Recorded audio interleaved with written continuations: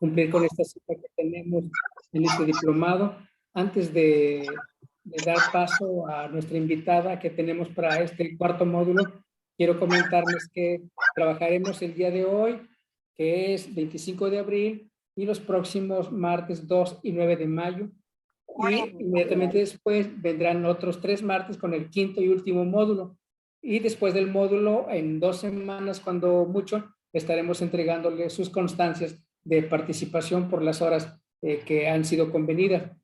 Quiero comentarles que la próxima semana, o tal vez de esta semana la que sigue, en el grupo de WhatsApp le vamos a hacer llegar una lista de Word donde van a aparecer los nombres de todas las personas que participan en el diplomado, así como su CURP, que es un requisito que UCICAM nos solicita, que mandemos las listas de los participantes con sus nombres completos en mayúsculas y sin acentos.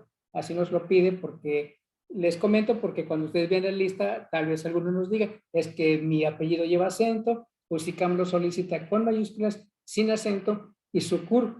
Entonces vamos a poner en el grupo de WhatsApp un archivo de Word con el nombre de todos los participantes y su CURP, para que ustedes puedan revisarlo, y les vamos a dar un correo para el caso de que haya que hacer alguna corrección sobre su apellido, sobre su nombre, y poder hacerlo con tiempo antes de mandarlo a OSICAM. Entonces eso va a ser en la próxima semana o en las 2 próximas semanas. Y les decía que en 2 semanas a lo sumo, después de concluir el diplomado, estaremos entregándole sus constancias de participación en el diplomado. También quiero comentarles que de acuerdo a la asistencia de cada uno de ustedes en las sesiones que hemos tenido y las que faltan, es como se va a entregar la constancia. No se va a entregar la constancia a quien se haya inscrito, así haya pagado, pero no haya asistido a las sesiones que tenemos en esta fecha de los días martes, porque no sería justo para quienes sí están aquí cada martes participando. Entonces les comento eso entonces, porque ahorita solo tenemos 34 personas que estamos en línea, y de más de 100 personas que están inscritas. Entonces les aviso para que no nos agarren las sorpresas para eso. Bueno, voy a dar paso para este cuarto módulo en 3 sesiones. El módulo es el cuarto módulo, que se llama Trastornos Específicos del Aprendizaje. Y la maestra que hemos invitado es la maestra Laura Patricia Ávida Santos, egresada de nuestro Centro Regional de Educación Normal, de la Licenciatura en Educación Especial, ahora ya desaparecida, y que ha tomado su lugar la Licenciatura en Inclusión Educativa. Ella es egresada de esta institución. Nuestro centro se siente muy orgulloso de ella, de su estancia en estos 4 años en nuestra escuela y de su trayectoria laboral que con mucho profesionalismo ha desarrollado. La maestra ha participado en diversos eventos de capacitación. Algunos de ellos vamos a comentar, por cuestiones de tiempo, solo comentaremos algunos. Del 2015 al 2017, ella participó en el diplomado en coaching para la formación de líderes transformacionales por Wolford y Listo. En el 2017 participó en el comité académico de elaboración de especificaciones, exámenes de conocimientos y habilidades para la asesoría técnico-pedagógica por el Ceneval. En el 2017 también participó en el diplomado en neurocognición y aprendizaje por el CIDE Impulsa. 2018-2019 participó y asistió en los talleres de lengua de señas mexicana básica 1 y 2.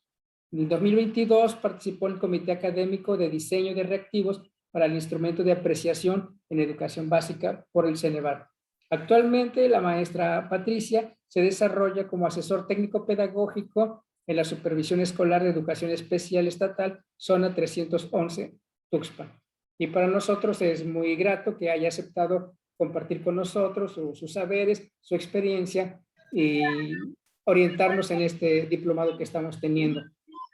Entonces les decía que son 3 martes que vamos a trabajar con ella, y ayer hicimos llegar en el grupo de WhatsApp los materiales que amablemente ella nos compartió. Ojalá y hayan tenido ustedes oportunidad o se hayan dado oportunidad de hojearlos, de revisarlos, de hacer un recorrido por los archivos para que podamos tener idea más concreta de lo que ella va a participar con nosotros, y podamos participar y podamos enriquecer esto hay que recordar que la sesión la hacemos entre todos, con nuestras participaciones, de lo que ya leímos, de nuestras experiencias, con nuestros ejemplos y dudas que vayan surgiendo en el transcurso, que amablemente la maestra Patricia nos va a solucionar o nos va a orientar con relación a eso.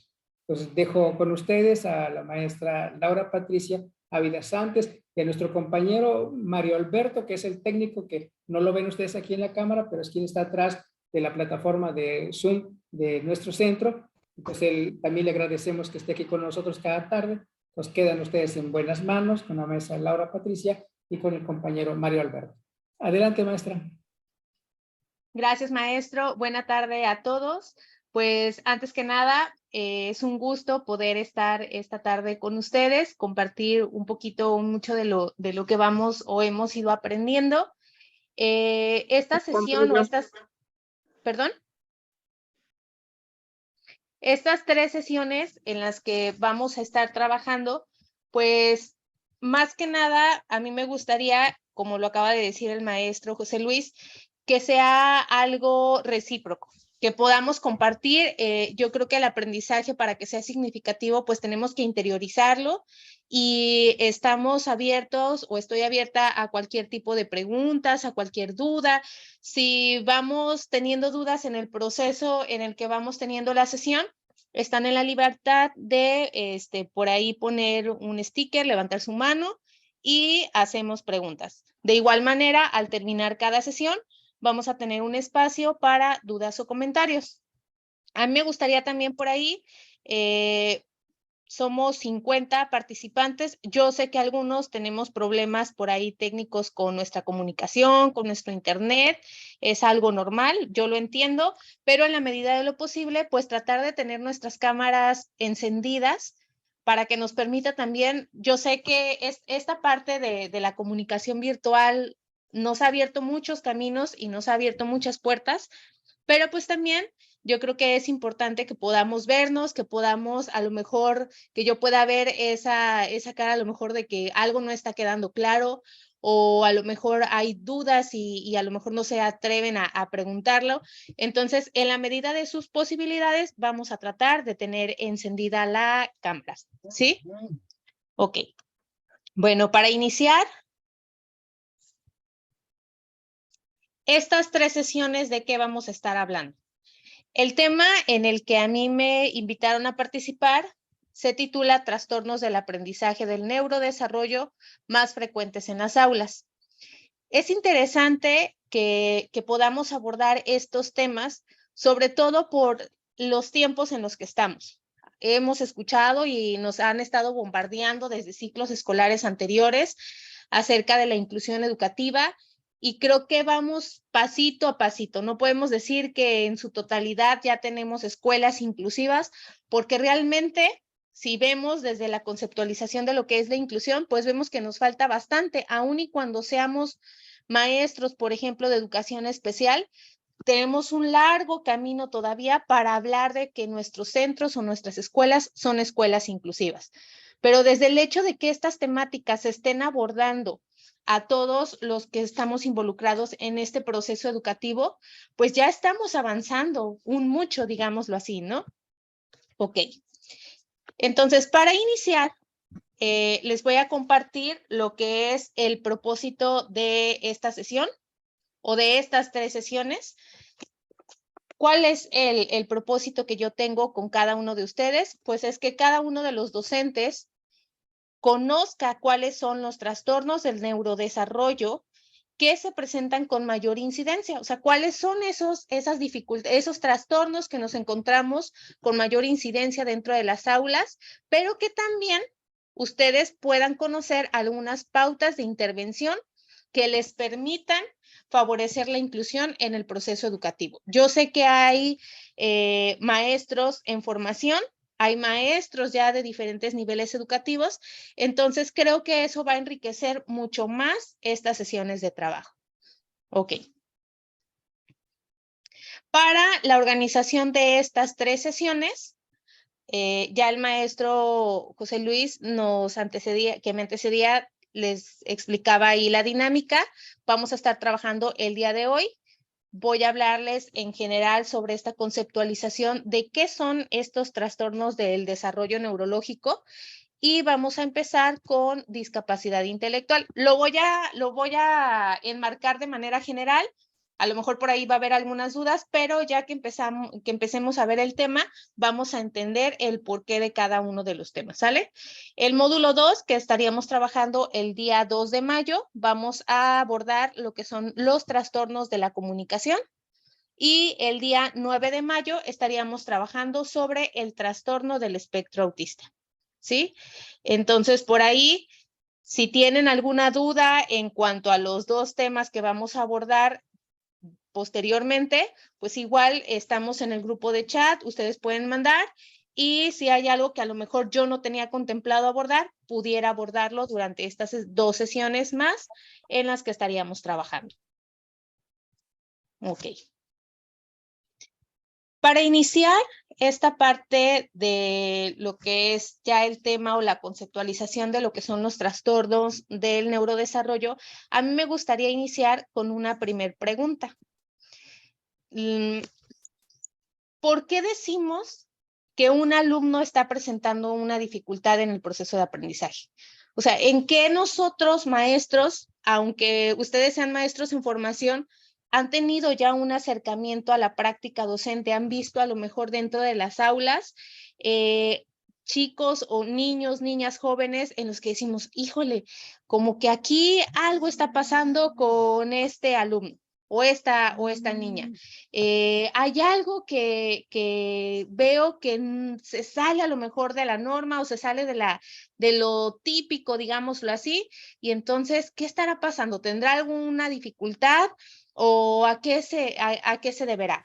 ¿En qué nosotros pudiéramos basar esta observación para decir que hay un alumno que está presentando algún tipo de problema de aprendizaje, digámoslo así? Me gustaría escuchar 2 participaciones. Tengamos en cuenta que lo que digamos no es que va a estar bien o va a estar mal, estamos en un proceso de aprendizaje y entonces todo es válido. No sé quién guste participar.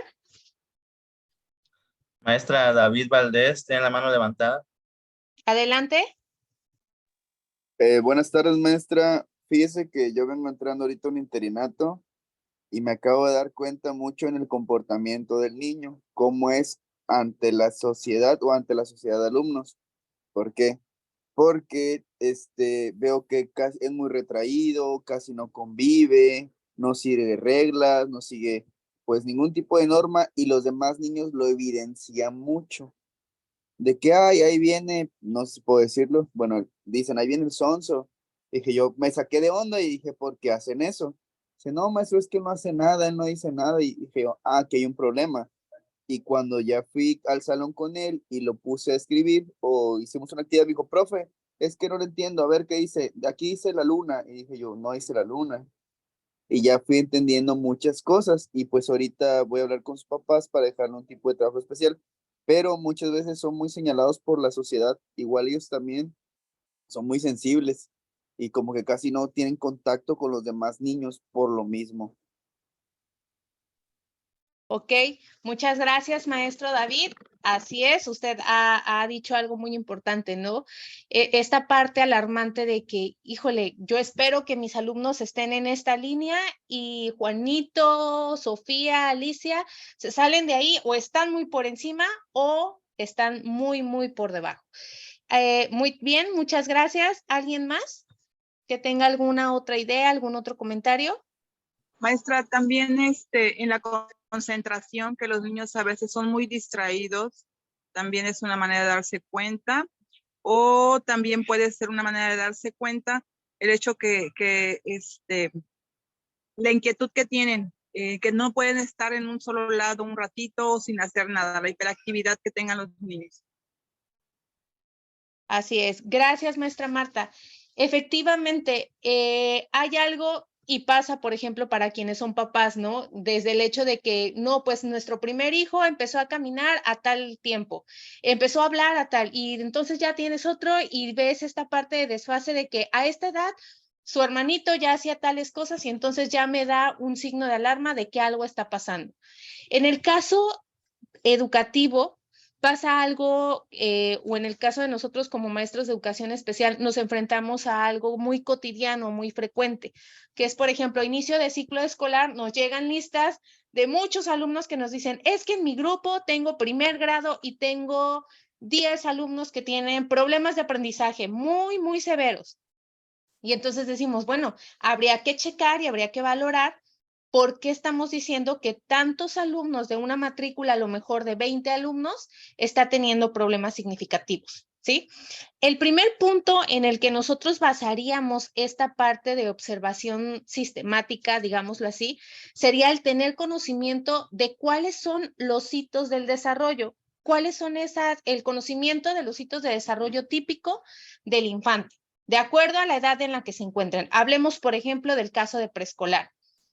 En preescolar podemos decir que empezamos a ver este proceso de aprendizaje, a lo mejor no digamos que ya de operaciones tan formales o tan concretas, pero sí empieza este proceso de adquisición, tanto, por ejemplo, de la lectoescritura, conocimiento, empezamos esta parte de las operaciones matemáticas simples, en que empieza el conteo, y entonces empezamos a ver a niños que a lo mejor no cubren las expectativas de nosotros como docentes y decimos, ay, caray, aquí Juanito está presentando un problema de aprendizaje por esto, esto y el otro.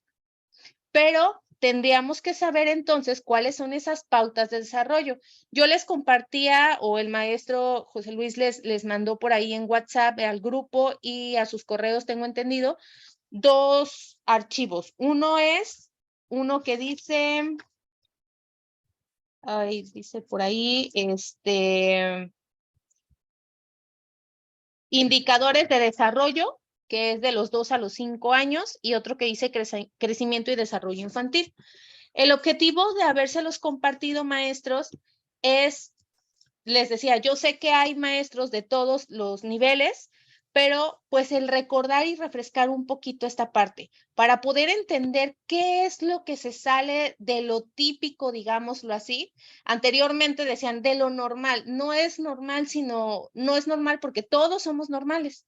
Y al final todos vamos a presentar en algún determinado momento algún problema en el aprendizaje. A lo mejor yo digo, a mí cuando estuve en este proceso de, por ejemplo, en la primaria, a mí se me dificultaban mucho las matemáticas, pero no por eso yo ya iba matriculada, digámoslo así, a un caso de USAER, porque se me dificultaban, por ejemplo, la parte aritmética, ¿no?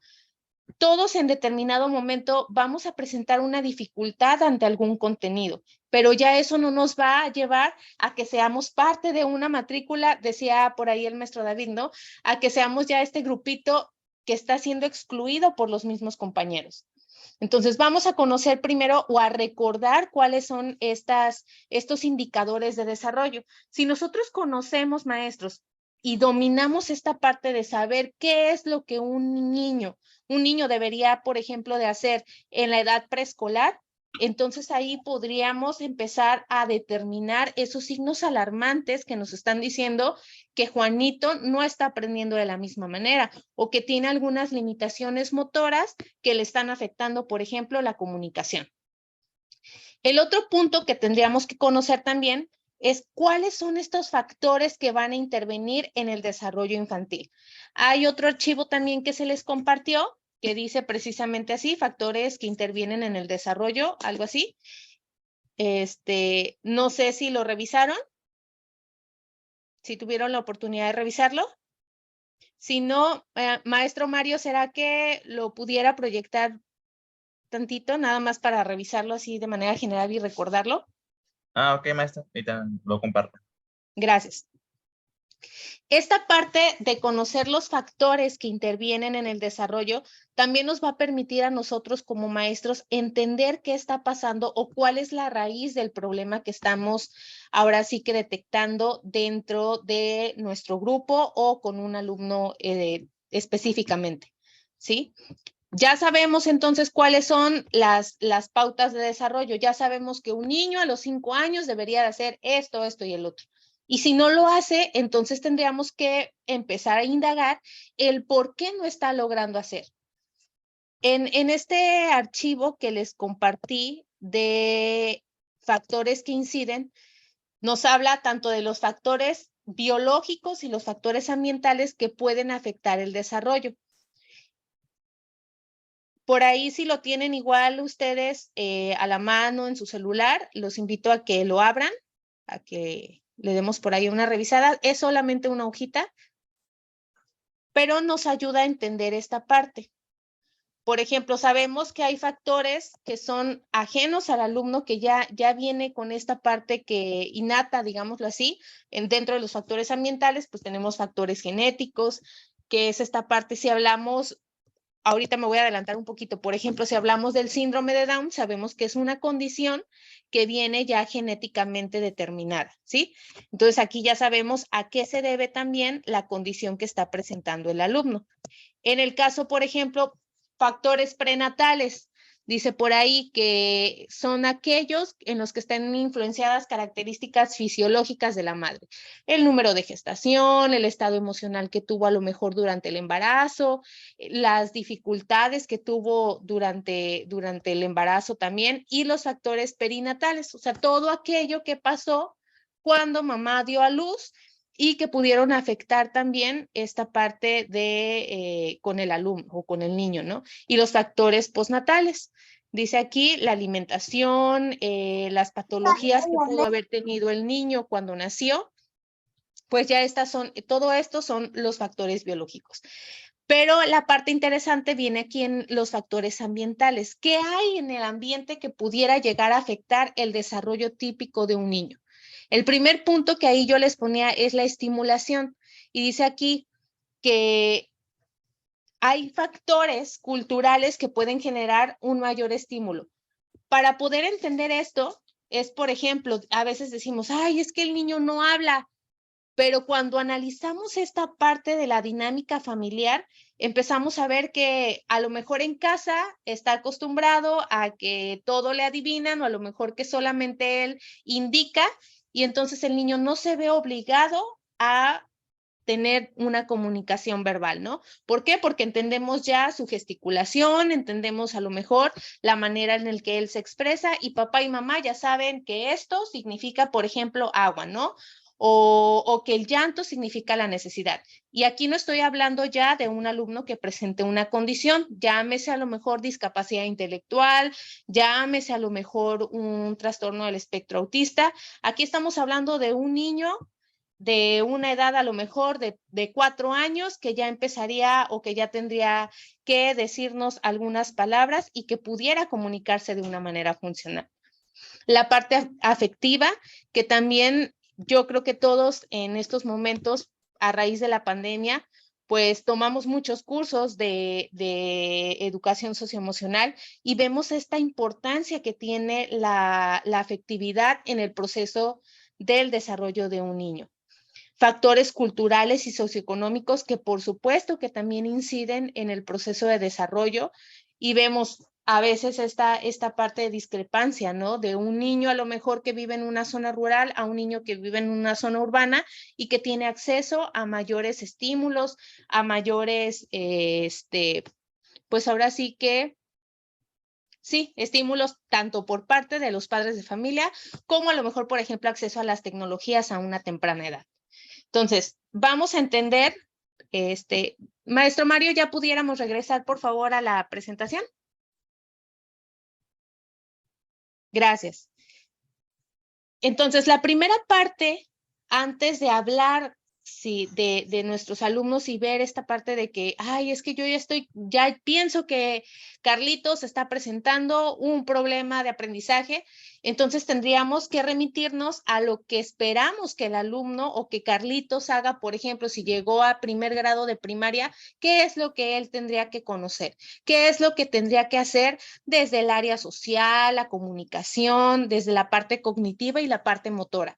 Y entonces de ahí ya yo vería, bueno, esto es lo que se espera que el niño esté haciendo a esta edad, y entonces como no lo está haciendo, entonces ya buscaríamos nosotros esta parte de ver a qué se debe, ¿no? El explorar los diferentes contextos del alumno, el explorar el contexto familiar, el contexto educativo, qué es lo que pasó antes con el alumno que pudiera estar incidiendo en que se esté presentando esta dificultad. Ahora, ¿qué es un trastorno? ¿Qué vamos a entender nosotros por un trastorno? ¿Qué entienden ustedes ahorita cuando se les presentó el título de estas 3 sesiones que vamos a trabajar? ¿Qué entienden ustedes por trastorno? ¿Qué se les viene a la mente?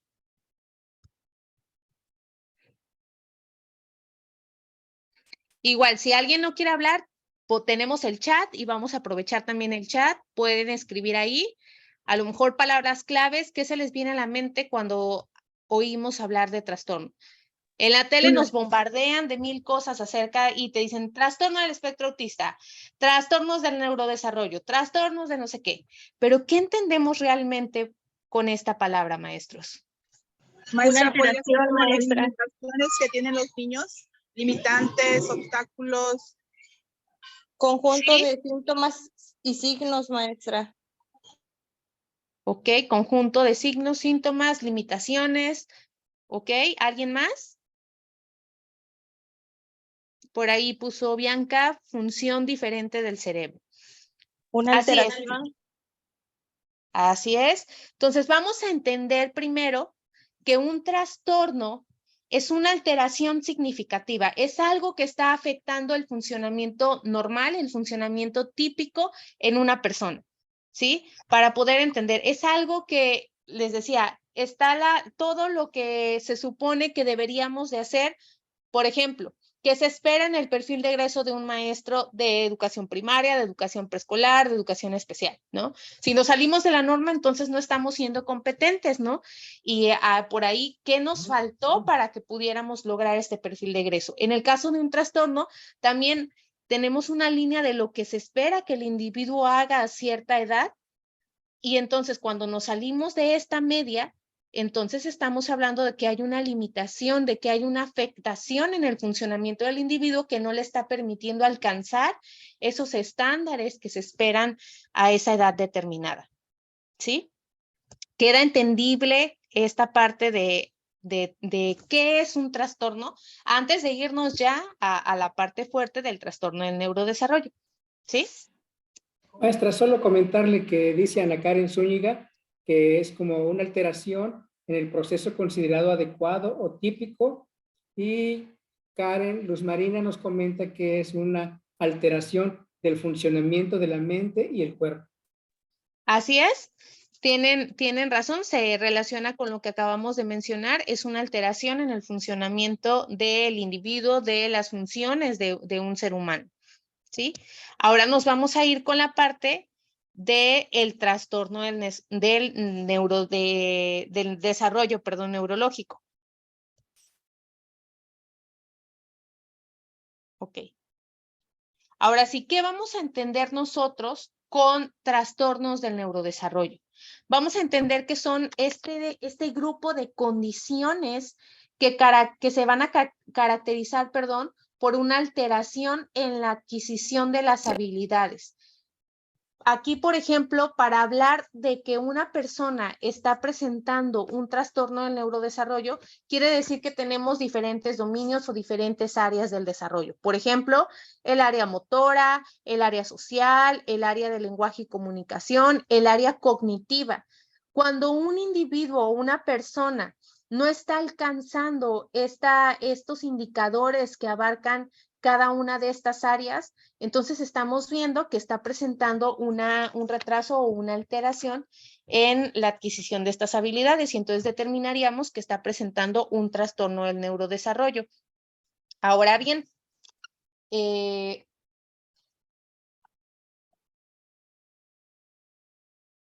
por ahí también nos dice, cuando yo les decía en un principio que íbamos a hablar de trastornos que afectan o que inciden, digámoslo así, con mayor frecuencia dentro de nuestras aulas, por ahí tenemos un dato estadístico que nos dice que los trastornos del desarrollo neurológico afectan entre el 5 y el 10% de la población, con un comienzo típico en la infancia y antes de la pubertad. Este punto sería bueno que lo retomáramos, porque ahorita que empecemos a hablar de la discapacidad intelectual, vamos a entender un poquito más esta parte de cuándo se da o cuándo estamos hablando en qué edad aparecen de manera formal estos trastornos, ¿sí?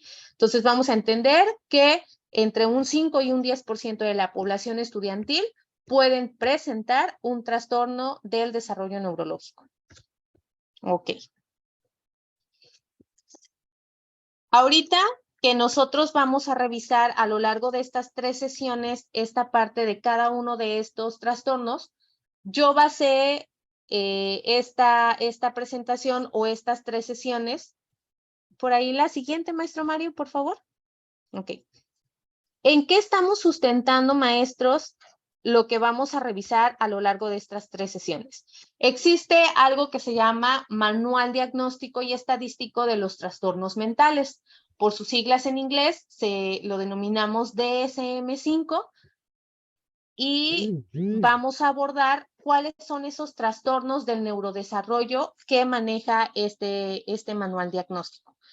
Para poderlo sustentar y que ustedes digan, bueno, pero ¿de dónde vimos cuáles son estos trastornos? Podemos escuchar varios y a lo mejor se nos puede venir a la mente porque lo hemos escuchado o porque hemos visto, por ejemplo,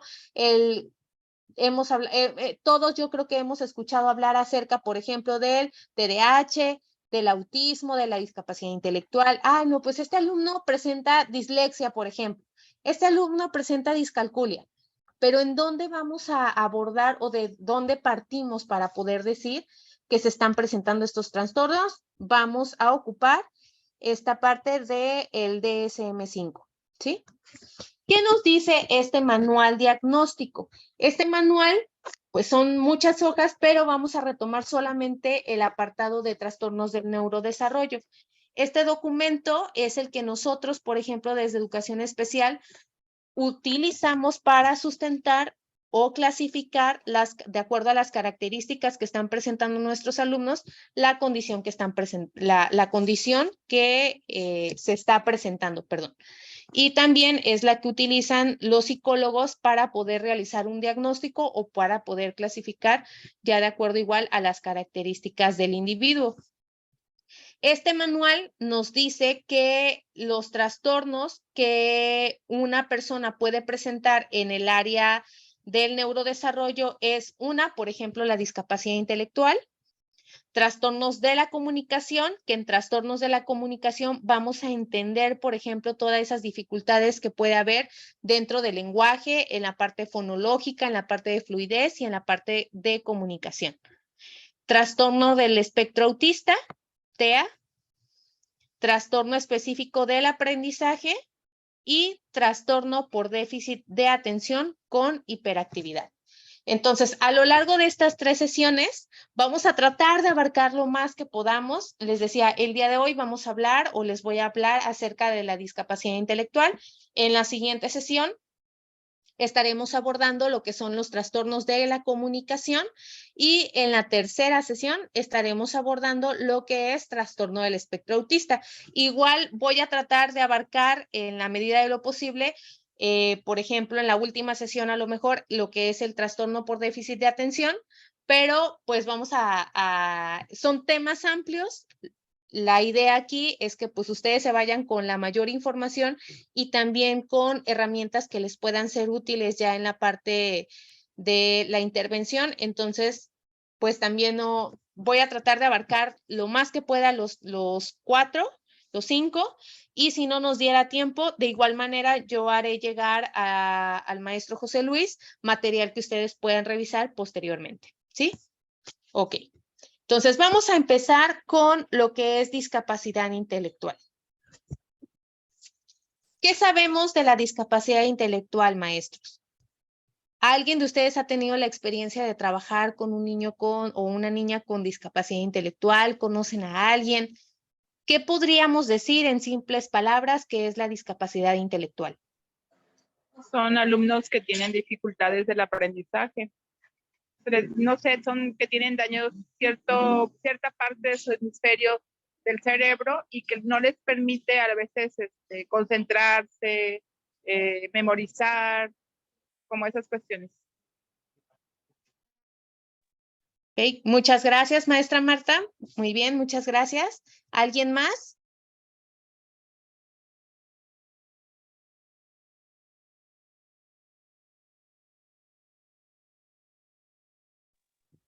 son niños que muchas veces no alcanzan la madurez intelectual de acuerdo a su edad y por lo tanto se ven mermados en muchos aspectos de su vida aparte de la escuela. Así es. Cuando hablamos de una discapacidad intelectual, comúnmente nos encontramos dentro de las aulas y el primer punto es el que ustedes dos acaban de abordar, un problema de aprendizaje. Y nos llegan y dicen, bueno, es que este alumno probablemente tenga discapacidad intelectual, pero ¿por qué, maestro? No, pues es que no aprende. Niños que nos han llegado a lo mejor a un 6º grado y que no han consolidado el proceso de lectoescritura, ¿no? Niños que a lo mejor no comprenden nada de lo que leen y empezamos a ver ahí indicadores que nos dicen, híjole, si algo está pasando. Hay una gran diferencia, maestros, en esta parte cuando hay una dificultad de aprendizaje, cuando algo, digámoslo, no, pues tiene dificultades en el proceso de lectoescritura, a decir ya que un alumno tiene discapacidad intelectual.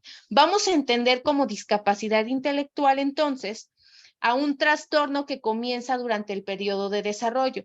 Como periodo de desarrollo también entenderíamos que sería esta edad a lo mejor de entre los 3, de los 3 años a los 12 años, ¿sí? Tendríamos que entender que este periodo de desarrollo, pues es cuando podemos presentar limitaciones significativas en el funcionamiento intelectual. Y aquí vamos a entender también que para hablar de discapacidad intelectual tendrían que verse limitadas las áreas en cuanto a la conducta adaptativa, a la parte conceptual, a la parte social y a la parte práctica. Ahorita más adelante vamos a ir viendo cada uno de estos dominios. La siguiente.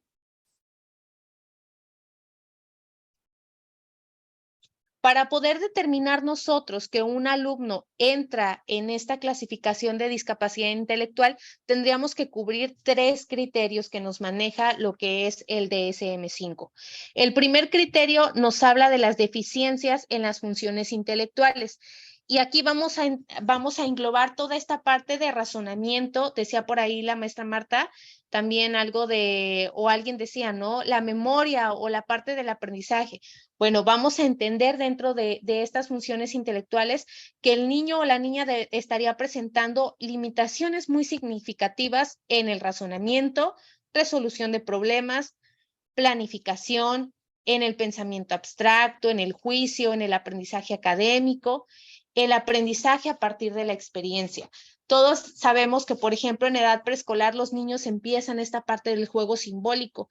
Cuando empezamos a notar estos signos de alarma y vemos que el niño a lo mejor no está comprendiendo indicaciones, de que veo que le digo la indicación una y otra vez y no, nada. Si le pido a lo mejor una indicación larga, o que le diga, por ejemplo, a ver, niños, en un 2º grado de primaria, vamos a abrir nuestro libro de matemáticas en la página 45 y vamos a hacer el primer ejercicio que viene ahí. Y vemos que Pablo ni siquiera pudo entender la primera parte, que era, a lo mejor sacó el libro de matemáticas, pero ya de ahí se le olvidó todo lo demás, ¿no?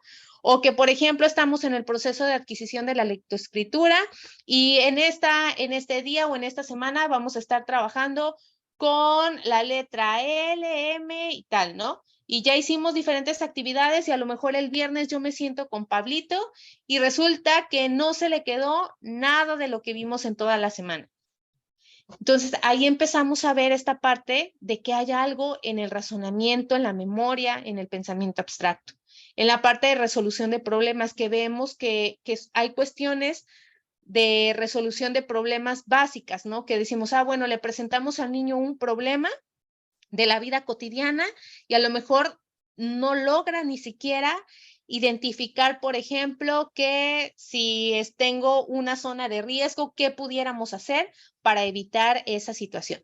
Entonces empezamos a ver ahí que hay cosas que todos los niños en su grupo lo logran hacer, pero él se está saliendo un poquito de ahí y empiezo a ver algo que me está alarmando y que me está diciendo que no, que hay algo más, que no es solamente esta cuestión de a lo mejor de rezago escolar, dijéramoslo, o digámoslo así, y que entonces hay algo más profundo que me está llamando a mí a que hagamos una evaluación, por ejemplo, ya más específica.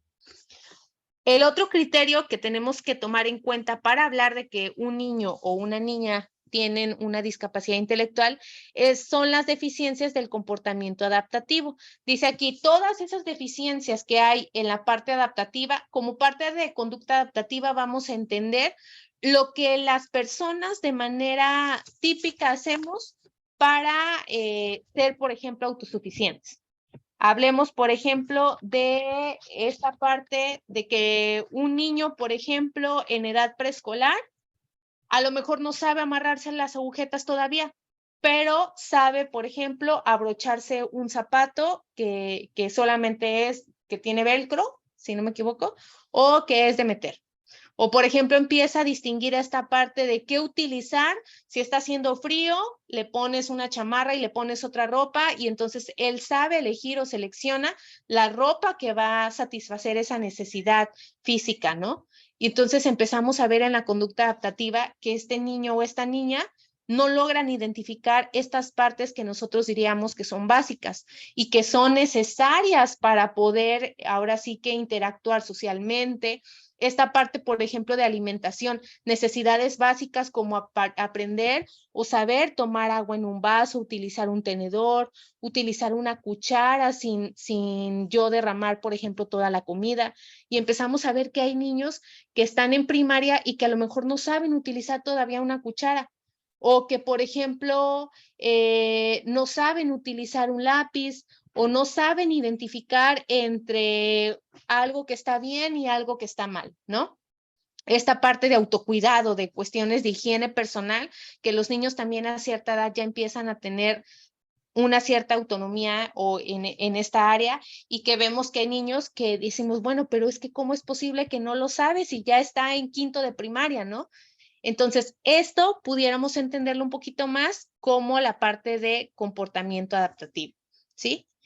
Y el último criterio es en qué momento se empiezan a dar estas deficiencias intelectuales y adaptativas. Aquí nos dice que es durante el periodo de desarrollo. Si bien yo creo que todos hemos escuchado esta parte que dicen, es que los primeros 5 años de un niño son elementales. Entonces, ¿cuál es el propósito, por ejemplo, de el preescolar? ¿Hay alguien de aquí de preescolar?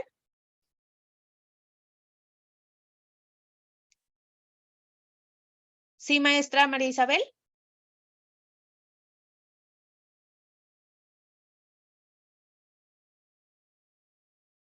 La escuchamos.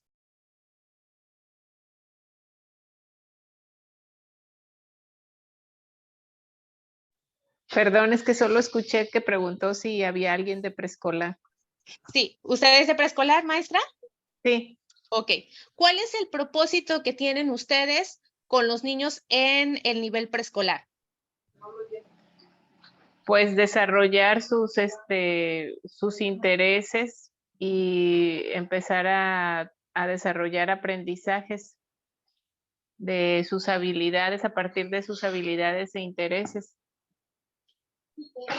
Así Que los es. niños socialicen, desarrollen su lenguaje, desarrollen sus habilidades matemáticas, su razonamiento, abstracción numérica,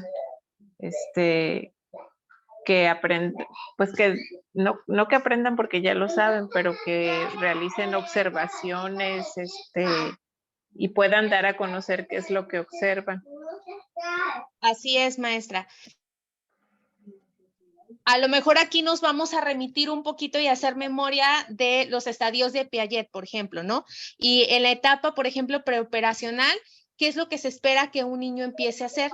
Hablaba ahorita la maestra María Isabel perfectamente de esta parte de empezar el aprendizaje formal, empezar con esta parte de conteo, empezar con el juego simbólico, el que el niño asuma roles, el que el niño empiece con esta parte de la responsabilidad tanto, por ejemplo, del entender el comportamiento y saber que hay reglas en una escuela, saber que existen, por ejemplo, diferentes conceptos, el irlos integrando a nuestra sociedad, el ir comprendiendo que lo que yo veo afuera tiene un nombre y tiene una función, ¿no? Y que son principales y que son muy necesarios para ya poder empezar con este aprendizaje formal, por ejemplo, ya de lo que son las asignaturas en el nivel primaria. Entonces, en el nivel preescolar, maestros, a lo mejor como tal, no vamos a decir, a lo mejor tengo un alumno en segundo grado de preescolar y ya voy a decir que este alumno tiene una discapacidad intelectual. No, porque estamos en este proceso de desarrollo, pero sí podemos identificar estos signos de alarma que nos van a permitir a lo mejor en el momento en el que el alumno esté próximo a salir de preescolar, elaborar un informe o tener ya unos rasgos que me están diciendo que este alumno no va acorde a lo que se espera que el alumno realice, y no estoy hablando ahorita de parte conceptual o de parte del aprendizaje, sino lo que se espera que esté logrando o las habilidades que él debería tener en esta edad, ¿no? Y que no se están presentando. Para poder decir nosotros o para poder determinar los especialistas que hay una discapacidad intelectual, esto tiene que darse antes de los 18 años. Cuando ya se pasó por un proceso de aprendizaje formal y cuando ya el individuo ya debería de haber adquirido, por ejemplo, las habilidades adaptativas necesarias para poder desempeñarse ya en una educación media superior, en un área de competencia laboral, ¿no? Ok. Entonces, ahora, ¿qué características yo como maestro puedo identificar en mis alumnos? Y nos vamos a ir ahora sí a cada uno de los dominios de los que yo les hablaba. Vamos a empezar por el dominio o el área conceptual. ¿Qué puedo ver yo en el área conceptual que me va a indicar que mi alumno pudiera tener una discapacidad intelectual? Aquí vamos a entender o vamos a ver, el primer punto sería dificultades en el aprendizaje. No voy a decir que un niño tiene ya discapacidad intelectual porque no sabe sumar y restar, porque tendría que ver que toda el área académica esté comprometida. Por ejemplo, que se le dificulten las matemáticas, pero que también se le dificulte, por ejemplo, la lectura y la escritura. Que a lo mejor este chico o este niño o esta niña está en un 6º grado o está en un 5º grado y tiene muchas limitaciones para la cuestión de lectura. No me es capaz de leer un párrafo, pero el problema más grande es que no logra comprender lo que está leyendo. Y entonces lo relaciono ahora con las matemáticas y también veo que hay una limitante o una deficiencia significativa en la adquisición de las habilidades matemáticas, por ejemplo. Entonces vemos que no solamente va a ser que tenga problemas en una asignatura, sino que estén comprometidas todas. Alteración del pensamiento abstracto. O sea, yo empiezo a ver que este alumno, les hablaba yo ahorita de la parte del aprendizaje, ¿no? No es capaz de comprender indicaciones, no es capaz de seguir reglas, no es capaz de razonar más allá de la problemática o de la situación que se le está presentando en la vida cotidiana. Vemos esta parte de alteración en las funciones ejecutivas. ¿Cuáles son estas funciones ejecutivas? Por ejemplo, la planificación, la determinación de prioridades, la flexibilidad cognitiva, su memoria a corto plazo, que ya vimos un tema, por ejemplo, y ya se le olvidó. Estamos viendo números y a lo mejor ya con todos mis niños de primer año ya voy en el 50 y con Carlitos no puedo pasar del 5 y ya estamos en enero, febrero y no puedo consolidarlo, ¿no? Y empiezo a ver que es esta parte de memoria, es esta parte de razonamiento, es esta parte de comprensión, es esta parte de clasificación, de que a lo mejor tenemos al niño o a la niña y vamos a trabajar un ejercicio de clasificación en el que yo le pongo, por ejemplo, animales que viven en el agua y animales que viven en la tierra. Y ya abordé este tema a lo largo de toda la semana y llega el día y le empiezo a preguntar y él no logra ni siquiera identificar conceptos, no logra identificar ahora sí las características o a distinguir el nombre de los animales, no logra distinguir su propio nombre dentro del nombre de todos sus compañeros y empiezo a ver estos indicadores que me dicen que en la parte académica pues está habiendo muchas limitantes significativas que no me están permitiendo avanzar. Hay una gran diferencia, maestros, entre la parte de rezago escolar y ya hablar de que un alumno puede presentar discapacidad intelectual. Porque les decía en un principio, algo que tenemos que nosotros indagar desde el principio, cuando nuestros niños llegan a nosotros al interior de las aulas, pues es esta parte de visualizar cuáles son los contextos, qué es lo que está pasando en su contexto familiar, que a lo mejor hay una situación emocional que le está afectando y que entonces no le están permitiendo tampoco acceder al aprendizaje. Que hay una cuestión a lo mejor, por ejemplo, de salud que le está afectando, esta parte de inasistencia. Si un alumno no asiste a la escuela, pues entonces, ¿cómo vamos a poder ver resultados, no? Cuando vemos aquí ya o hablamos de la discapacidad intelectual, estamos viendo que hay diferentes áreas comprometidas y que no es solamente un aspecto el que estamos viendo. Y también tendríamos que ver, bueno, a lo mejor yo digo, puede haber un niño que está presentando una dificultad del aprendizaje, pero a lo mejor fue en el proceso de, por ejemplo, de cambio de grado, ¿no? Entre tercero y cuarto está presentando una dificultad significativa, pero cuando yo empiezo a indagar con mis compañeros veo que en primero, pues no, era de los más listos o era de los que más participaba, pero empecé a notar que por ahí empezaron a suceder cosas familiares que fueron afectando. Entonces, aquí no estaríamos hablando de que está presentándose una discapacidad intelectual, estaríamos hablando de que hay situaciones del contexto a lo mejor familiar que están incidiendo en este proceso de aprendizaje. Ok. El siguiente dominio o la siguiente área en la que nosotros vamos a ver limitaciones significativas es el área social. Aquí, por ejemplo, vamos a ver esta parte del lenguaje hablado. Tan solo en vocabulario. A lo mejor nos encontramos con niños con los que tengo una comunicación no funcional y no fluida porque no logro entender lo que me dice. Y no es que el alumno tenga a lo mejor, como comúnmente lo decimos, tiene problemas de articulación porque no sabe pronunciar la R. No es nada más eso, porque hay niños en los que yo puedo encontrar que a lo mejor hay un fonema que están omitiendo, pero logro entender el mensaje con claridad, logro comprender qué es lo que me está diciendo o él logra comprender también la indicación que yo le estoy dando. Pero aquí en esta parte de vocabulario, en el caso de la discapacidad intelectual, estamos viendo que no hay, por ejemplo, una coherencia en una plática. Que yo le estoy preguntando a Juanito, a ver, Juanito, hoy vamos a hablar sobre la comida chatarra o vamos a hablar sobre el cuidado de las plantas. Y entonces él me contesta otra cosa completa diferente. Ay, maestra, ayer jugué con mis primos y tal. Entonces, no hay una concordancia entre lo que yo estoy preguntando y lo que él me está diciendo. O a lo mejor ni siquiera puedo entender lo que él me está diciendo porque puede haber un vocabulario escaso en el que a lo mejor solamente maneja algunas palabras, en las que a lo mejor su comunicación está limitada solamente a la parte no verbal, en la que a lo mejor no logra articular como tal una oración y solamente lo hace a través de símbolos, de señas o de cuestiones gestuales, ¿no? La parte de saludos y cortesía. Aquí, pues, todos en cierto momento sabemos que, por ejemplo, un niño va a pedirme permiso para ir al baño. O si estamos platicando y está platicando dos maestros acerca de una situación en particular, viene y entonces aborda la situación y se mete en la plática y entonces no sabe respetar, por ejemplo, estas partes de conductas sociales, ¿no?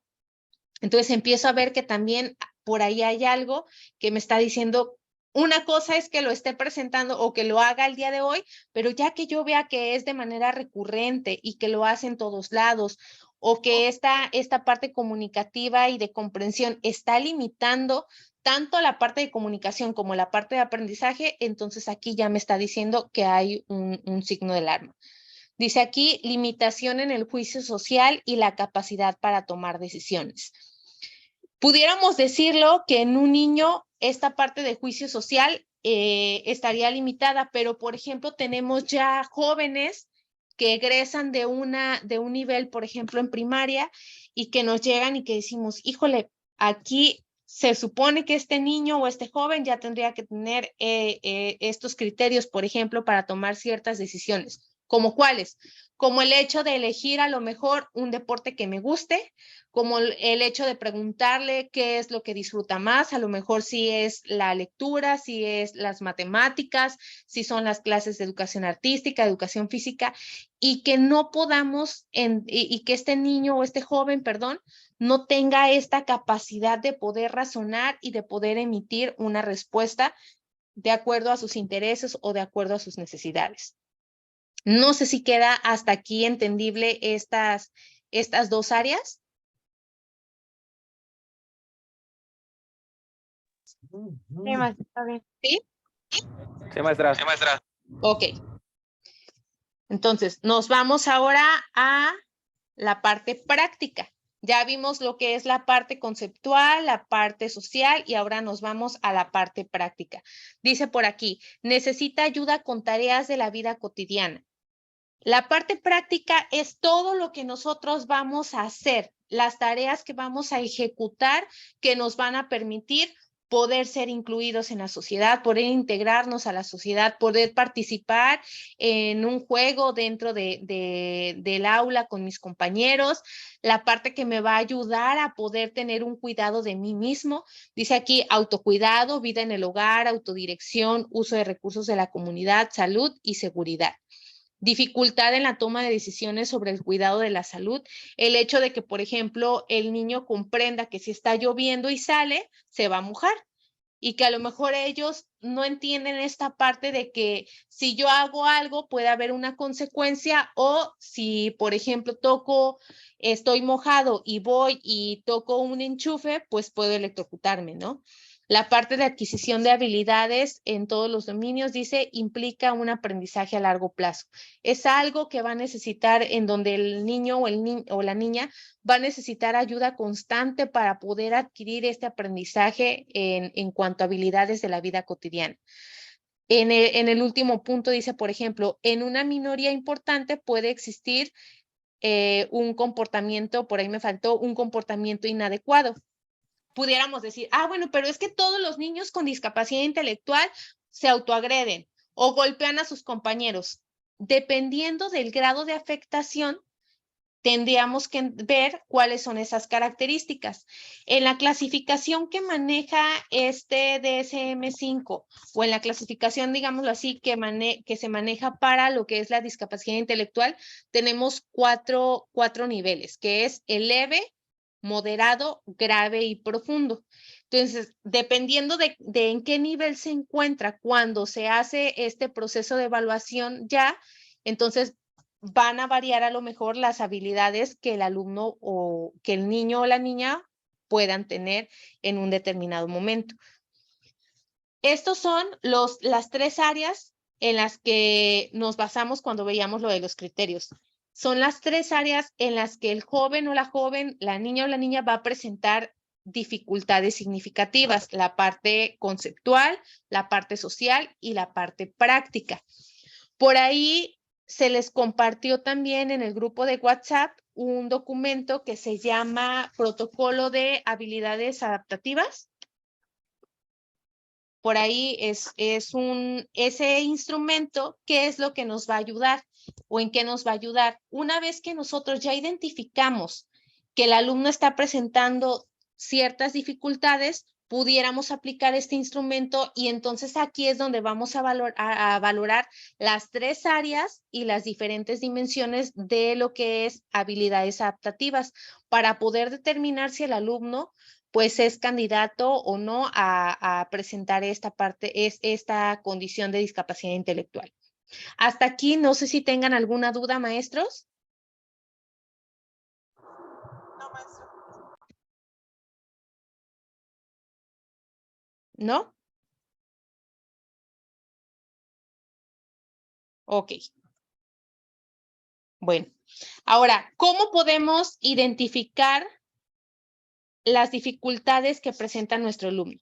¿Qué es lo que nosotros vamos a realizar o pudiéramos hacer para cuando nos llega, un alumno al aula y empezamos a notar estas incidencias? Lo primero que tendríamos que hacer, maestros, es elaborar una entrevista inicial a los padres de familia o al tutor. Por ejemplo, cuando veíamos lo de los hitos de desarrollo y los factores que pueden incidir en el desarrollo, ahí ya tenemos algunos indicadores que nos pudieran dar esta pauta a qué es lo que pudiéramos preguntarle nosotros a los papás. ¿Qué vamos a contemplar en esta entrevista inicial? Que esta la haríamos, por ejemplo, muchos, cuando tenemos este proceso de preinscripciones, ya tenemos listo una entrevista pequeña que nos dé chance de llenar en el momento de las preinscripciones, y ahí ya empezamos a preguntarle, por ejemplo, si el alumno es atendido por algún servicio de educación especial, si el alumno presenta alguna enfermedad, por ejemplo, si el alumno se le administra algún tipo de medicamento. Entonces, este tipo de preguntas nos van a permitir a nosotros tener un panorama más amplio y saber por dónde empezar. Lo que vamos a considerar nosotros dentro de esta entrevista inicial, pues obviamente uno son los datos generales, nombre del alumno, edad, de fecha de nacimiento, antecedentes del desarrollo. ¿Qué podemos entender como antecedentes del desarrollo? Lo que veíamos en la parte de factores. Por ejemplo, cuestiones del desarrollo prenatal.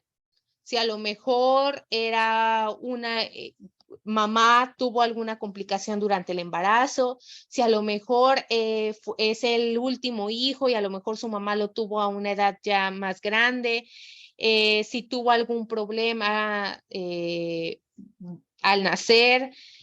Todas estas pautas que nos pudieran permitir entender a qué se debe a lo mejor la condición que está presentando este niño o niña. Datos escolares, aquí por ejemplo, si nos llega a nivel primaria, si cursó un preescolar, a lo mejor hay niños que no cursaron un preescolar y que nos llegan directamente a la primaria y pues entonces vemos que hay un rezago educativo porque no cursó el preescolar y vemos que estas habilidades no están presentes, ¿no?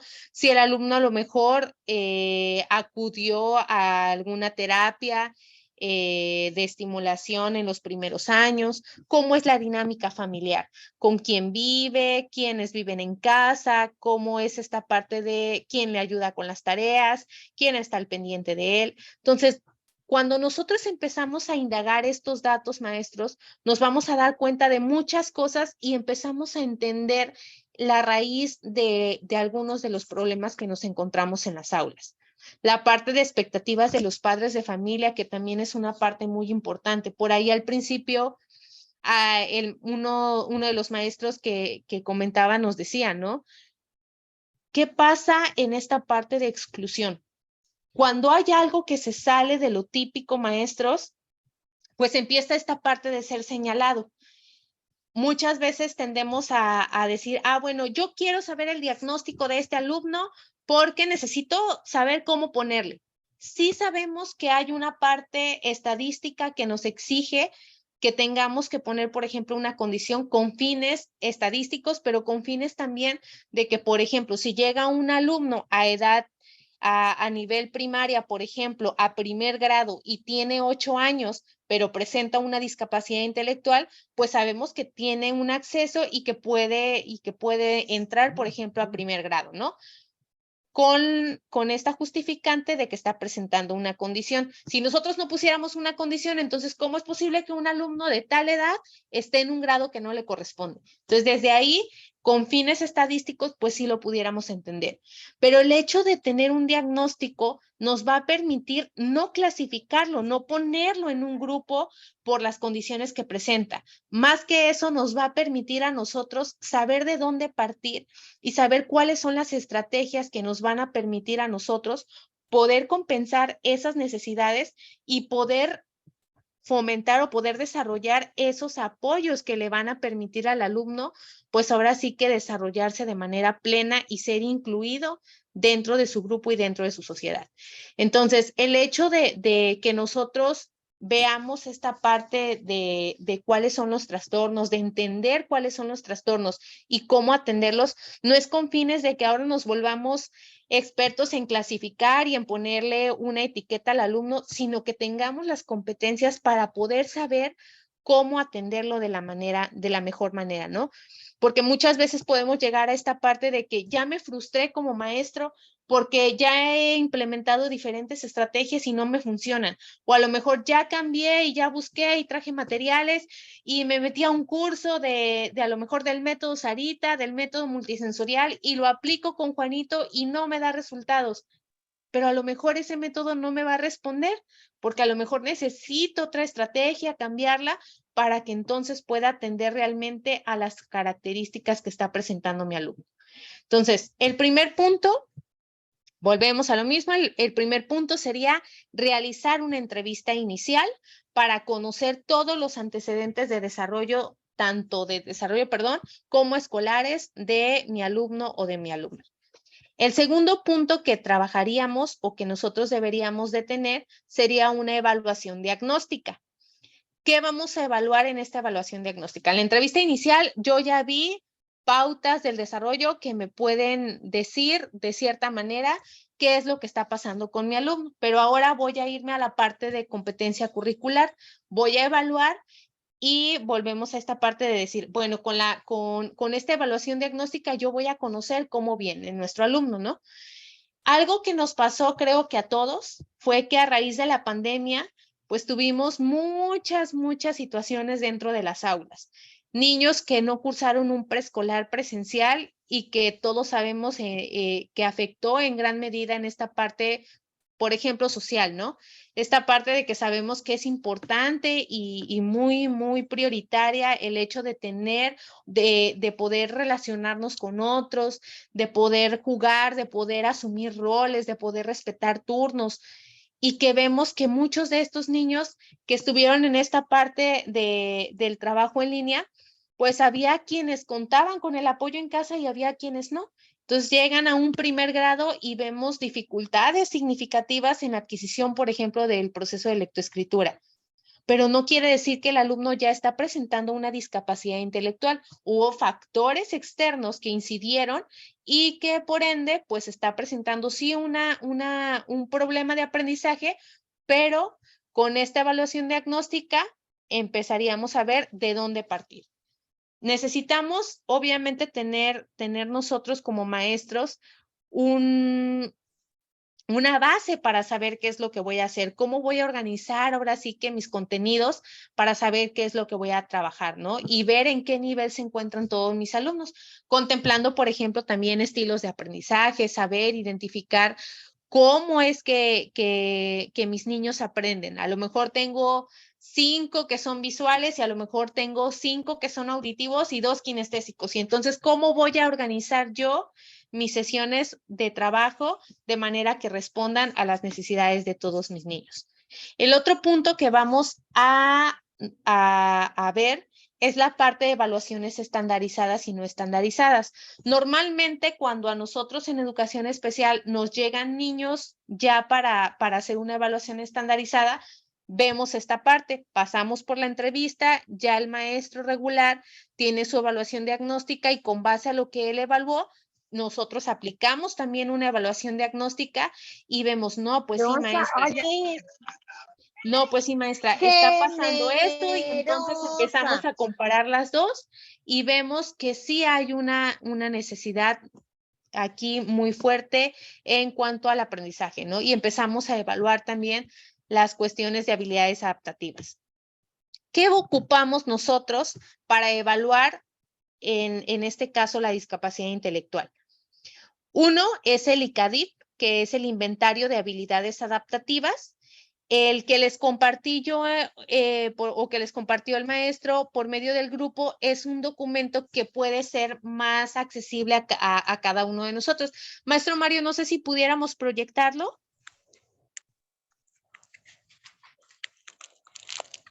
¿Cuál, maestra? Disculpe. Es el que dice Protocolo de Habilidades Adaptativas. Ah, ok.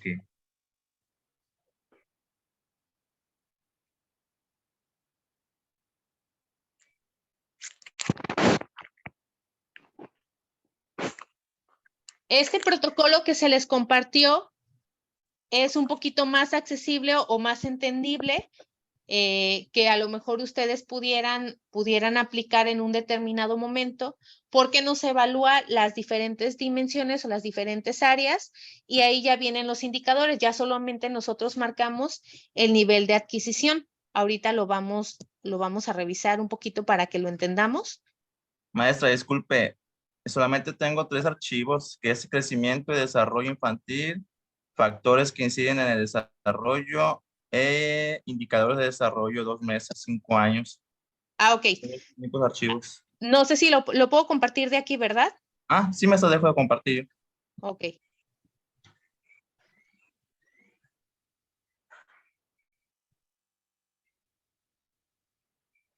Por ahí me dicen si lo ven. Sí. Ok. Sí. Bueno, este es el protocolo de habilidades adaptativas. Y sí lo vemos. Son 3 hojitas y viene dividido ya por habilidades. Por ejemplo, dice aquí marcar con una X la celda si el niño es independiente, o sea, si lo logra o no lo logra. Independiente quiere decir que lo hace sin ayuda. Dependiente que lo está haciendo, que lo hace, sí lo logra hacer, pero con ayuda, o que está en proceso. O sea, lo puede hacer, pero apenas estamos en este proceso de adquisición. No lo consolida de manera independiente, pero tampoco lo hace siempre con ayuda. Algunas veces lo hace con ayuda y otras veces lo hace solo. Entonces, ahí consideraríamos que está en proceso. Por ejemplo, en la parte de habilidades de autocuidado, contempla lo que es comida, vestido, higiene. Son aspectos básicos que si nosotros vemos diríamos, no, pues cualquier niño, por ejemplo, lo pudiera hacer. Dice, come con la mano, bebe con un vaso o una taza, utiliza utensilios para comer, por ejemplo, cuchara y tenedor, saca y recoge objetos en su mesa de trabajo. Si habláramos, por ejemplo, en el nivel preescolar, diríamos, bueno, hicimos una actividad, por ejemplo, donde utilizamos pintura y entonces les decimos, van a ver, niños, van a sacar de su mochila su bote de pintura. Y a lo mejor Juanito ni siquiera comprende lo que le estoy diciendo y en primera ni siquiera saca la pintura y en segunda no lo recoge cuando ya vamos a guardar el material, ¿no? Vestido. Quita la ropa de la parte inferior, o sea, logra quitarse, por ejemplo, una playera. Esto diríamos, bueno, ¿cómo lo voy a evaluar yo? Si a lo mejor son cosas que no voy a hacer en la escuela. Lo llenaríamos con apoyo de papá o mamá, o en su caso, aquí también, maestros, algo que nos pasa muchas veces es que decimos, bueno, nosotros como docentes vamos conociendo a los papás en el camino, ¿no? Y sabemos cuando un papá nos está diciendo la verdad y sabemos cuando un papá a lo mejor por el temor también a esta parte de que él sabe que algo está pasando y por el temor a que le digan que sí hay un problema que se está presentando con su hijo o su hija, entonces ahora sí que mal informamos o damos una información que no es la correcta, ¿no? Hay papás que nos dicen, no, maestra, sí se sabe quitar la ropa, él se viste solito. Y entonces, por ejemplo, se viene el norte y a lo mejor el niño venía con una playerita y le decimos, a ver, Tomás, ponte tu suéter porque ya está refrescando y te vas a enfermar. Y vemos que el alumno ni siquiera logra ponerse un suéter, ¿no? Entonces decimos, bueno, su papá me dijo o su mamá me dijo que él se viste solito en casa y entonces yo veo en la escuela algo que es completamente diferente. Entonces aquí, dependiendo del conocimiento que nosotros tengamos o el acercamiento con papá o mamá o el tutor, vamos a ir respondiendo y en caso de que tengamos dudas, nosotros pudiéramos hacer alguna actividad dentro del aula que nos permita verificar la información. No es que se va a quitar la ropa, a lo mejor trae puesta su playera, me llevo o hay un suéter y entonces, a ver, Juanito, ponte el suéter, quítate el suéter.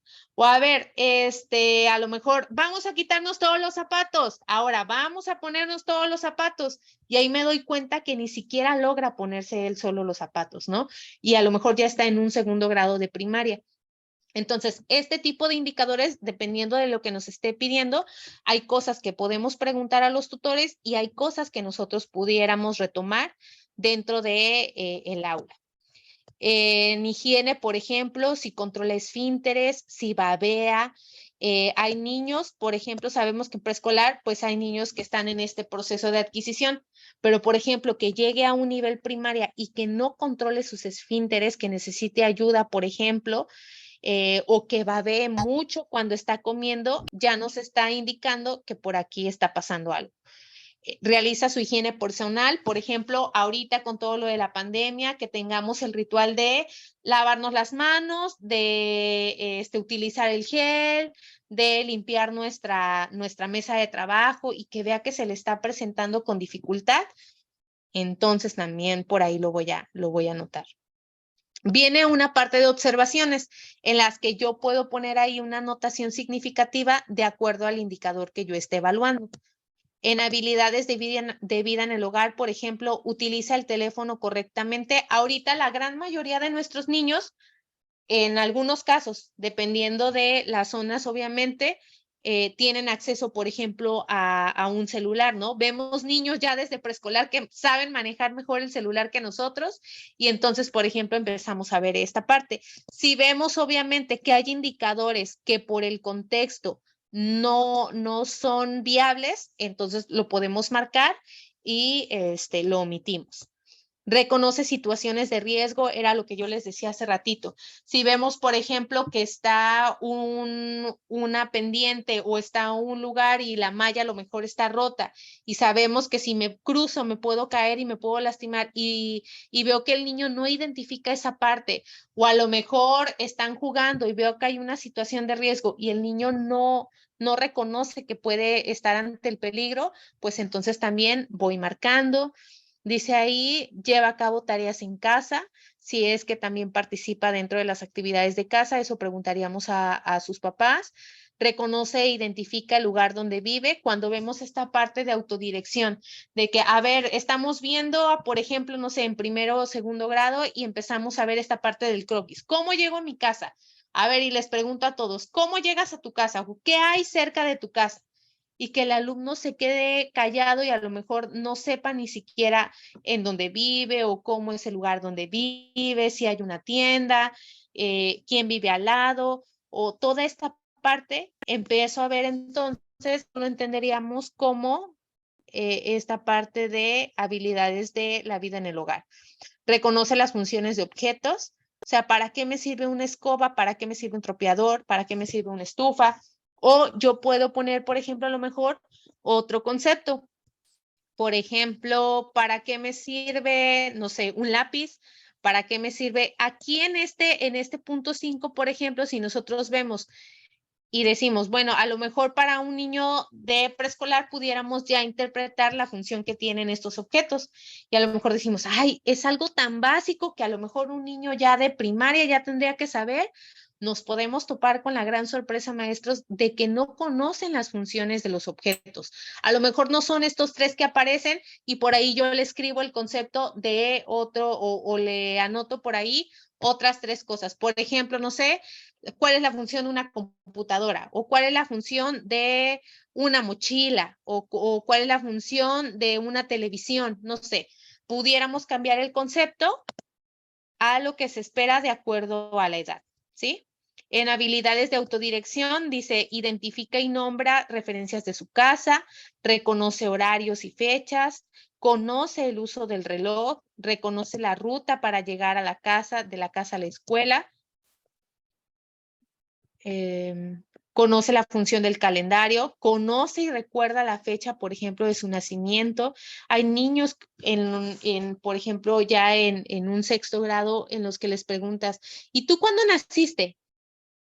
No sé, o te contestan algo diferente y entonces dices, bueno, son cuestiones básicas que a lo mejor a esta edad ya debería tener consolidadas, ¿no? Habilidades del uso y recurso de la comunidad. Por ejemplo, si reconoce trayectos habituales, si se traslada a lugares cercanos o lejanos. Si se traslada a lugares cercanos, pudiéramos hablar, por ejemplo, de que de aquí a la esquina hay una tienda en casa y a lo mejor ya tiene 8 años y no logra hacer un mandado, siendo que la tienda está, por ejemplo, enfrente de su casa y que mamá esté supervisando y no puede trasladarse a ese espacio, ¿no? O que se le dificulta la movilidad dentro de la propia escuela, que si yo le digo, a ver, Juanito, ves con la maestra Lupita de 6º grado y tráeme, por favor, pídele que te preste un marcador para el pizarrón. Y a lo mejor, maestra, otra vez, o va y regresa y no trajo nada porque no entendió la consigna, ¿no? O ¿quién es la maestra Lupita? O ¿dónde está? No, pues está pasando los baños y no reconoce este tipo de trayectos, aquí pudiéramos también puntear. Dice aquí, por ejemplo, utiliza medios de transporte. Este indicador, por ejemplo, de utiliza medios de transporte, ya estaríamos hablando para un niño en el nivel secundario, a lo mejor no lo marcaríamos ni para preescolar ni para primaria. Reconoce símbolos sociales, participa en su comunidad, en habilidades académico-funcionales, que sería el dominio conceptual que nosotros veíamos hace ratito. Por ejemplo, si discrimina colores, formas, tamaños, si respeta espacios gráficos.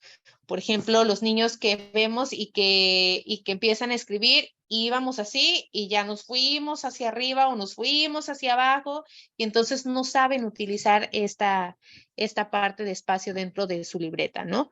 Si presenta nociones temporespaciales, nociones de lateralidad, si reconoce la forma de figuras, la conservación de cantidad, si escribe su nombre, si estructura enunciados, si comprende frases o textos, si resuelve problemas sencillos, toda la parte conceptual o que tiene que ver ya con la adquisición del aprendizaje, la abarcaríamos dentro de lo que es esta área de habilidades académico-funcionales.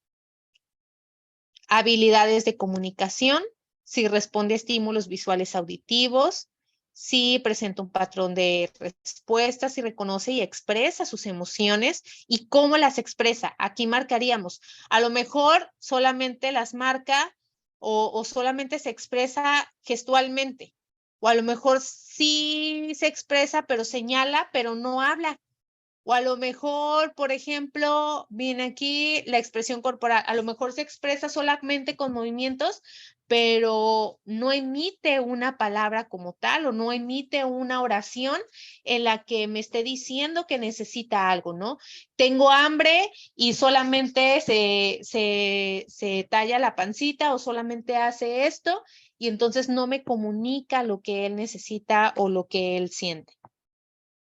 Estructura enunciados, reconoce y respeta códigos sociales y de ahí nos vamos a lo que es habilidades de tiempo libre, habilidades sociales, si responde a gestos sociales, normas básicas de cortesía, si reconoce y respeta componentes verbales y no verbales en la comunicación, si inicia, pero también mantiene una conversación. A lo mejor yo le puedo poner aquí, logra, pero en observaciones le pongo, solo inicia una conversación. Por él mismo, sí logra iniciar la conversación, pero no la mantiene. A lo mejor empezamos a platicar y yo le pregunto, a ver, Juanito, ¿qué hiciste el día de ayer? Y a lo mejor él solamente me dice, jugué y maestra, ¿ya viste tú que no sé qué, que no sé cuánto? Y entonces a lo mejor sí me contestó, pero no mantuvo esta conversación, ¿sí? Si respeta turnos, si respeta autoridades, si respeta reglas, y de ahí habilidades de salud y seguridad. Si reconoce sensaciones de malestar, si identifica situaciones de peligro, si denuncia agresiones, si reconoce alimentos, si anticipa situaciones de riesgo. Si ustedes se dan cuenta, les decía, es un instrumento corto que pudiéramos utilizar. Hay otros instrumentos que nos permiten evaluar esta parte de habilidades adaptativas. Hay algo que se conoce como ICADIP, que es el inventario igual de habilidades adaptativas que manejamos en educación especial y viene dividido por preescolar, primaria y secundaria.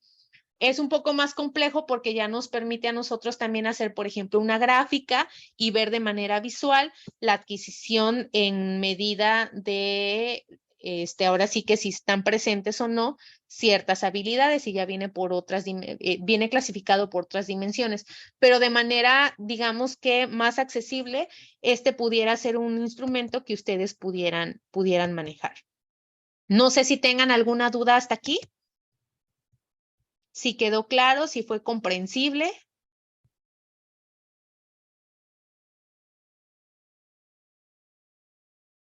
¿Este se aplica de cualquier edad o qué rango de edad?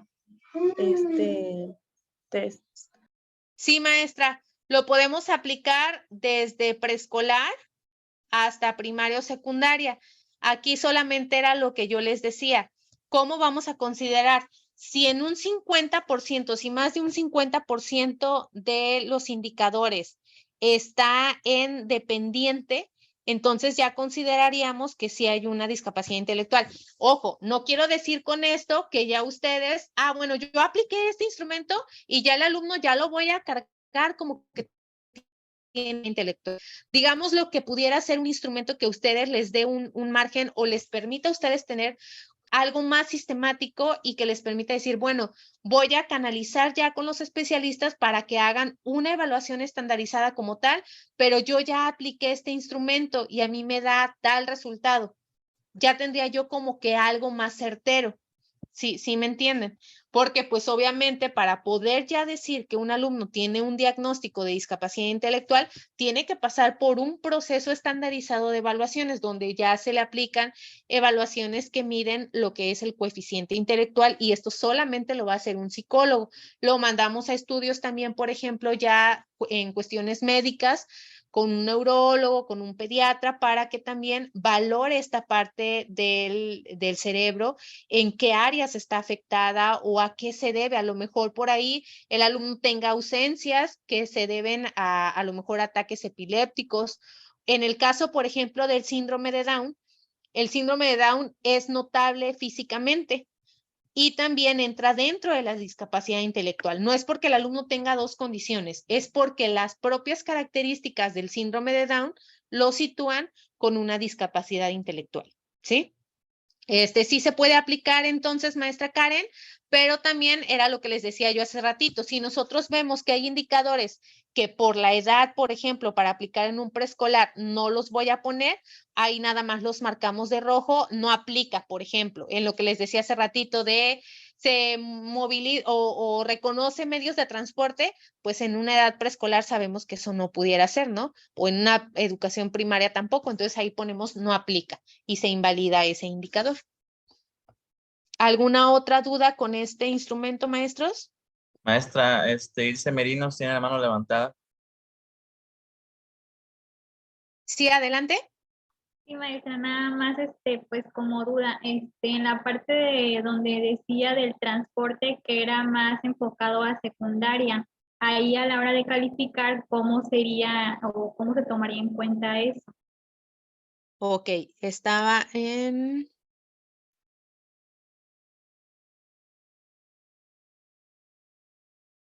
Estaba aquí, ¿verdad? Habilidades de uso y recurso de la comunidad. Utiliza medios de transporte. A lo mejor aquí le podemos entender. Utiliza medios de transporte. A veces en el nivel secundaria no es tampoco como que se trasladen solos y se muevan de un lugar a otro. Pero a lo mejor podemos cambiar el verbo que está aquí y a lo mejor comprende las funciones de los medios de transporte. Y que el alumno sepa, por ejemplo, para qué sirve un camión o para qué sirve un taxi o para qué sirve un barco o no que él se traslade solo, pero que él sepa, por ejemplo, si vamos a ir a ver Juanito o les dices a todo el grupo, bueno, si vamos a ir de aquí a Plaza Cristal, es un decir, si vamos a ir de aquí a Plaza Cristal, ¿qué utilizaríamos? Una bicicleta, un taxi, un avión, ¿no? Y que a lo mejor él me diga, un avión, maestra, y que veamos esta parte de que no hay una comprensión de las funciones también del uso de estos medios de transporte, pudiéramos cambiar el indicador. Si el niño a lo mejor vemos que por el contexto puede hacer que se pueda trasladar solo en un medio de transporte y que sea seguro, lo podemos ocupar. Aquí es cuestión también de contextualizar. Por lo regular, este tipo de instrumentos, si ustedes buscan en internet, por ejemplo, instrumentos para evaluar conducta adaptativa u otros instrumentos, algunos de ellos no son creados en México. Entonces, tenemos que contextualizar también y ver esta parte de qué es lo que sí se utiliza en mi comunidad, en mi contexto y qué es lo que yo pudiera modificar. Entonces, aquí, dependiendo del nivel en el que se encuentren, sí pudiéramos modificar este indicador. Ah, ok, maestra, lo podemos adecuar para poderlo puntuar. Sí. Gracias. ¿Alguien más?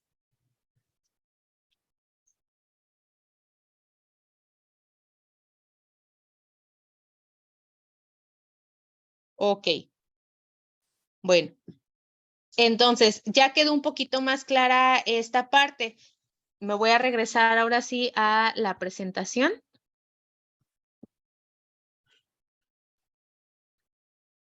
Maestro Mario, no sé si pudiera apoyarme otra vez con la presentación, por favor. Ok. Gracias. Entonces, en evaluaciones estandarizadas y no estandarizadas, pudiéramos aplicar, por ejemplo, o un guión, una escala de desarrollo. Ya yo les daba al principio lo que eran dos archivos que nos pudieran permitir conocer cuáles son las pautas o los hitos de desarrollo típico. Entonces, a lo mejor nosotros podemos elaborar una escala que nos permita evaluar lo que el alumno se espera que tenga, las habilidades que esperamos que el alumno pudiera tener a cierta edad, ¿no? Y esa escala la podemos aplicar nosotros. Ese es un instrumento no estandarizado como tal, pero que nos puede ayudar a identificar o a poder señalar cuáles son esas dificultades que se están presentando. Dentro de lo que son los instrumentos estandarizados también que nosotros ocupamos o que valoran lo que es el coeficiente intelectual, solamente con fines para mencionarlos y que ustedes los conozcan. Uno es la escala de inteligencia de Wechsler, que comúnmente se llama WIPSI. Con esta evalúan en lo que es el nivel preescolar, porque abarca de los 2 años a los 7 años. Entonces, esta escala la aplica un psicólogo y le permite conocer cuál es el coeficiente intelectual de la persona les decía, de los 2 a los 7 años. La otra es la escala de inteligencia Wechsler, que es el WIS-5, que este también lo ocupa psicología y nos ayuda a conocer también cuál es el coeficiente intelectual, pero ya en una edad de 6 a 16 años, ¿sí? Solamente es como para que ustedes lo tengan en cuenta. Esos documentos o esos instrumentos ya son estandarizados y solamente los aplica un psicólogo. Ok. Bueno, una vez que ya entendimos esta parte de qué es lo que nosotros pudiéramos ocupar para sistematizar nuestra observación, nos vamos a ir a qué es lo que nosotros podemos hacer dentro del aula. Cuando ya tenemos, ahora sí que esta parte del diagnóstico y tenemos ya bien claro la condición que está presentando nuestro alumno, en este caso que sea la discapacidad intelectual, ¿cuáles son estas pautas de intervención que yo puedo utilizar dentro de mi aula? La primera sería identificar cuáles son sus dificultades y cuáles son sus fortalezas. Yo aplico una evaluación diagnóstica porque quiero conocer el nivel de competencia curricular y ya vi que me salió deficiente o que me salió con muchas dificultades en matemáticas. Ya vi que me salió con muchas deficiencias en cuestión de el pensamiento de la lectoescritura o de la comprensión, ¿no? Entonces ya vi cuáles son sus dificultades, pero también tengo que conocer sus fortalezas. Si yo me quedo solamente en lo que el alumno no va a lograr hacer, pues entonces voy a perder esta parte que puede enriquecer el trabajo y que puede aportar mucho a lo que yo voy a trabajar con mi alumno. Entonces voy a aplicar también estilos de aprendizaje para saber ahora sí que de qué manera es como se le facilita más el poder adquirir estos contenidos o estos aprendizajes. La otra acción que yo puedo elaborar o que tendríamos que hacer es crear un ambiente que facilite el desarrollo y motive la comunicación del niño, ¿sí? El ambiente que nosotros propiciemos dentro del aula tiene que ser un ambiente diversificado, en el que los demás compañeros conozcan también que el alumno tiene una condición. Es importante, maestros. Muchas veces decimos, ay, no, pero es que lo van a excluir o por ejemplo, si llega un niño con discapacidad intelectual o con síndrome de Down a mi aula, ¿cómo le digo al grupo que este niño presenta una condición? Es necesario que sus compañeros sepan. ¿Por qué? porque los niños también necesitan promover esta parte, acciones inclusivas, ¿no? El hecho de aceptar las características de mi otro compañero, pero también de verlo como algo que me enriquece, algo que enriquece a mi grupo. El hecho de aceptar, el hecho de respetar, de compartir, de empatizar, y también esta parte es importante porque muchas veces nos encontramos con problemas dentro del aula en el sentido de, por ejemplo, llega el momento de calificar. Y a lo mejor yo le puse a Pablo, que tiene síndrome de Down o que tiene discapacidad intelectual, le puse un 8. Y resulta que viene la mamá de otro compañerito y me dice, maestra, ¿por qué ese niño sacó un 8 si mi hijo sabe leer, lleva el primer lugar, sacó 10 en los exámenes o empieza esta parte, ¿no? El tener muy claros los criterios de evaluación maestros que vamos a utilizar de acuerdo a la condición que presenta nuestro alumno. En este caso, cuando hablamos de un alumno que presenta una condición específica, es muy importante y que los papás también empiecen a concientizarse acerca de lo que se está trabajando, ¿no? El hecho de aceptar es algo que se tiene que trabajar en todo el grupo y en toda la escuela cuando llega o cuando tenemos este tipo de condiciones, porque es parte que nos va a abrir también la brecha de manera diferente a un trabajo inclusivo real, ahora sí que realmente. El otro punto, dice aquí, es el establecimiento de reglas evitando la sobreprotección. Muchas veces tenemos esta idea o este mito de que, ay no, pobrecito, es que él tiene una discapacidad y entonces él que haga lo que quiera, ¿no? Entonces, si yo estoy exigiendo y estoy implementando normas de convivencia dentro de mi aula, van a ser para todos, independientemente de que el niño o la niña tenga una condición específica, es parte de un grupo y también tiene que llevar y tiene que respetar las reglas al igual que todos sus compañeros. Ese es un punto que también me va a permitir crear un ambiente que facilite y desarrolle su aprendizaje, ¿sí? El otro punto es, dice, brindar indicaciones precisas y hacer uso de material concreto si es necesario. Si yo veo que en este proceso de aprendizaje, para, por ejemplo, desarrollar lo que es el conteo, Pedro necesita que yo le preste material concreto, entonces vamos a hacer un acuerdo y el grupo tiene que conocer por qué yo le voy a dar el material a Pedro, porque a lo mejor puedo estar en un primer grado y me van a decir los demás, maestra, pero yo quiero el material también, ¿no? Entonces, el grupo tiene que conocer también el por qué él sí tiene el material, por qué lo voy a utilizar y por qué yo no lo voy a ocupar. Entonces, el hecho de utilizar material concreto les va a permitir a ellos también interiorizar más el trabajo que se está haciendo y tener un aprendizaje significativo. Elaboración de ajustes razonables considerando sus necesidades y la competencia curricular. Yo ya hice mi evaluación diagnóstica, ya identifiqué cómo es que el alumno me llega por ejemplo, en agosto, septiembre. Con base a eso, en las escuelas en las que hay servicios de educación especial, entonces nos sentamos con el servicio de educación especial y hacemos una propuesta curricular adaptada.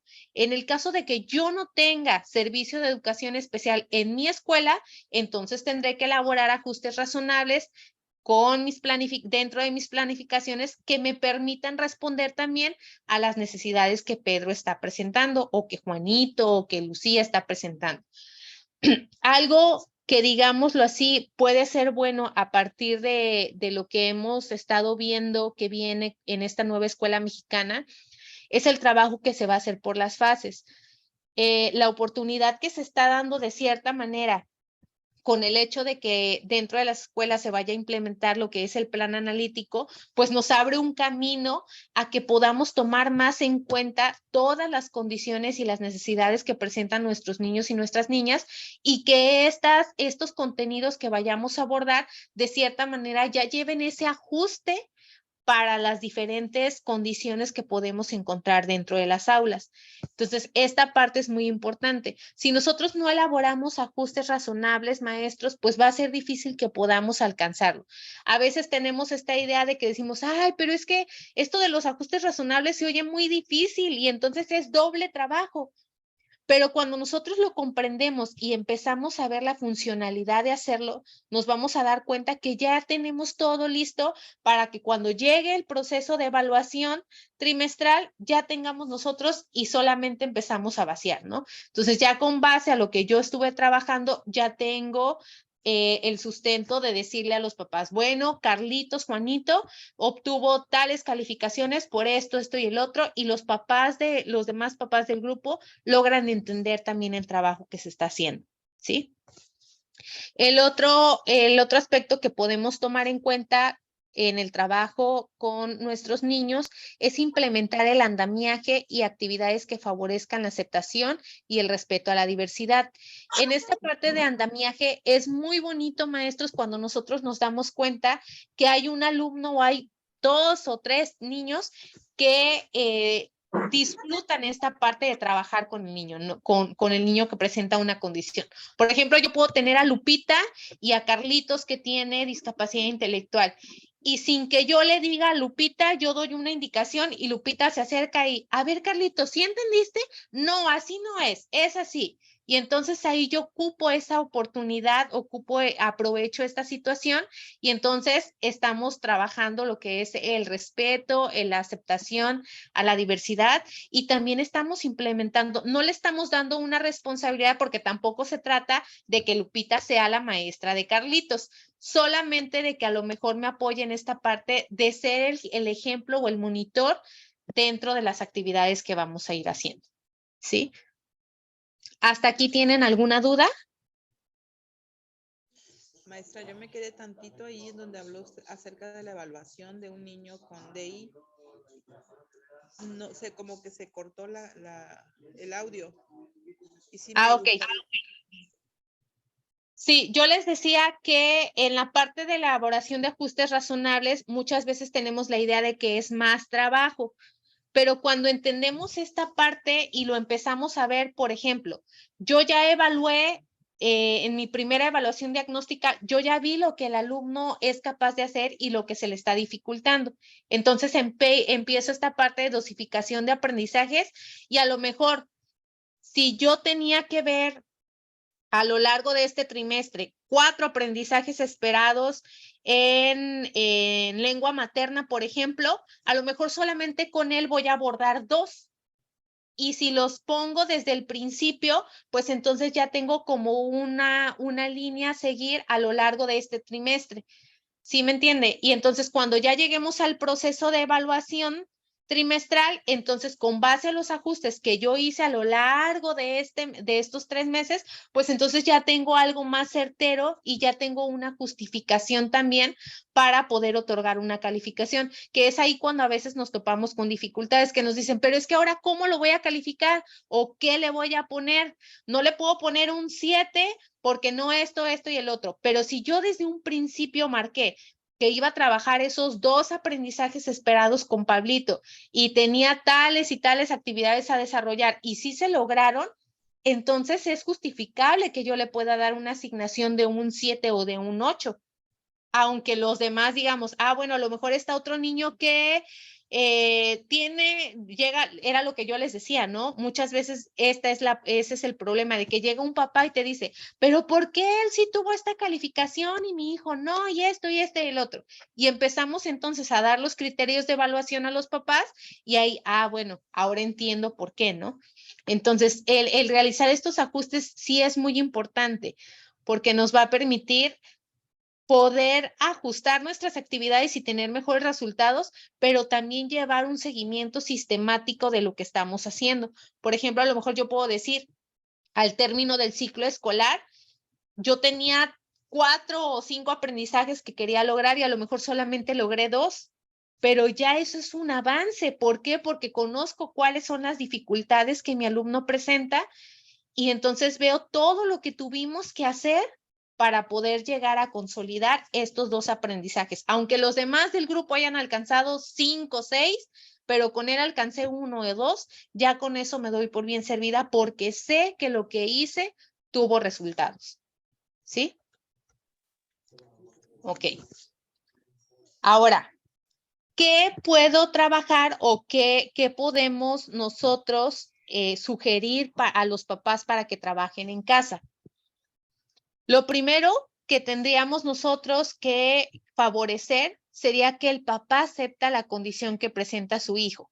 Y entonces así, una vez que papá o mamá acepta que está pasando algo con su hijo, entonces va a poder sumar esfuerzos y delimitar apoyos que van a favorecer su óptimo desarrollo. Esta parte es difícil, maestros.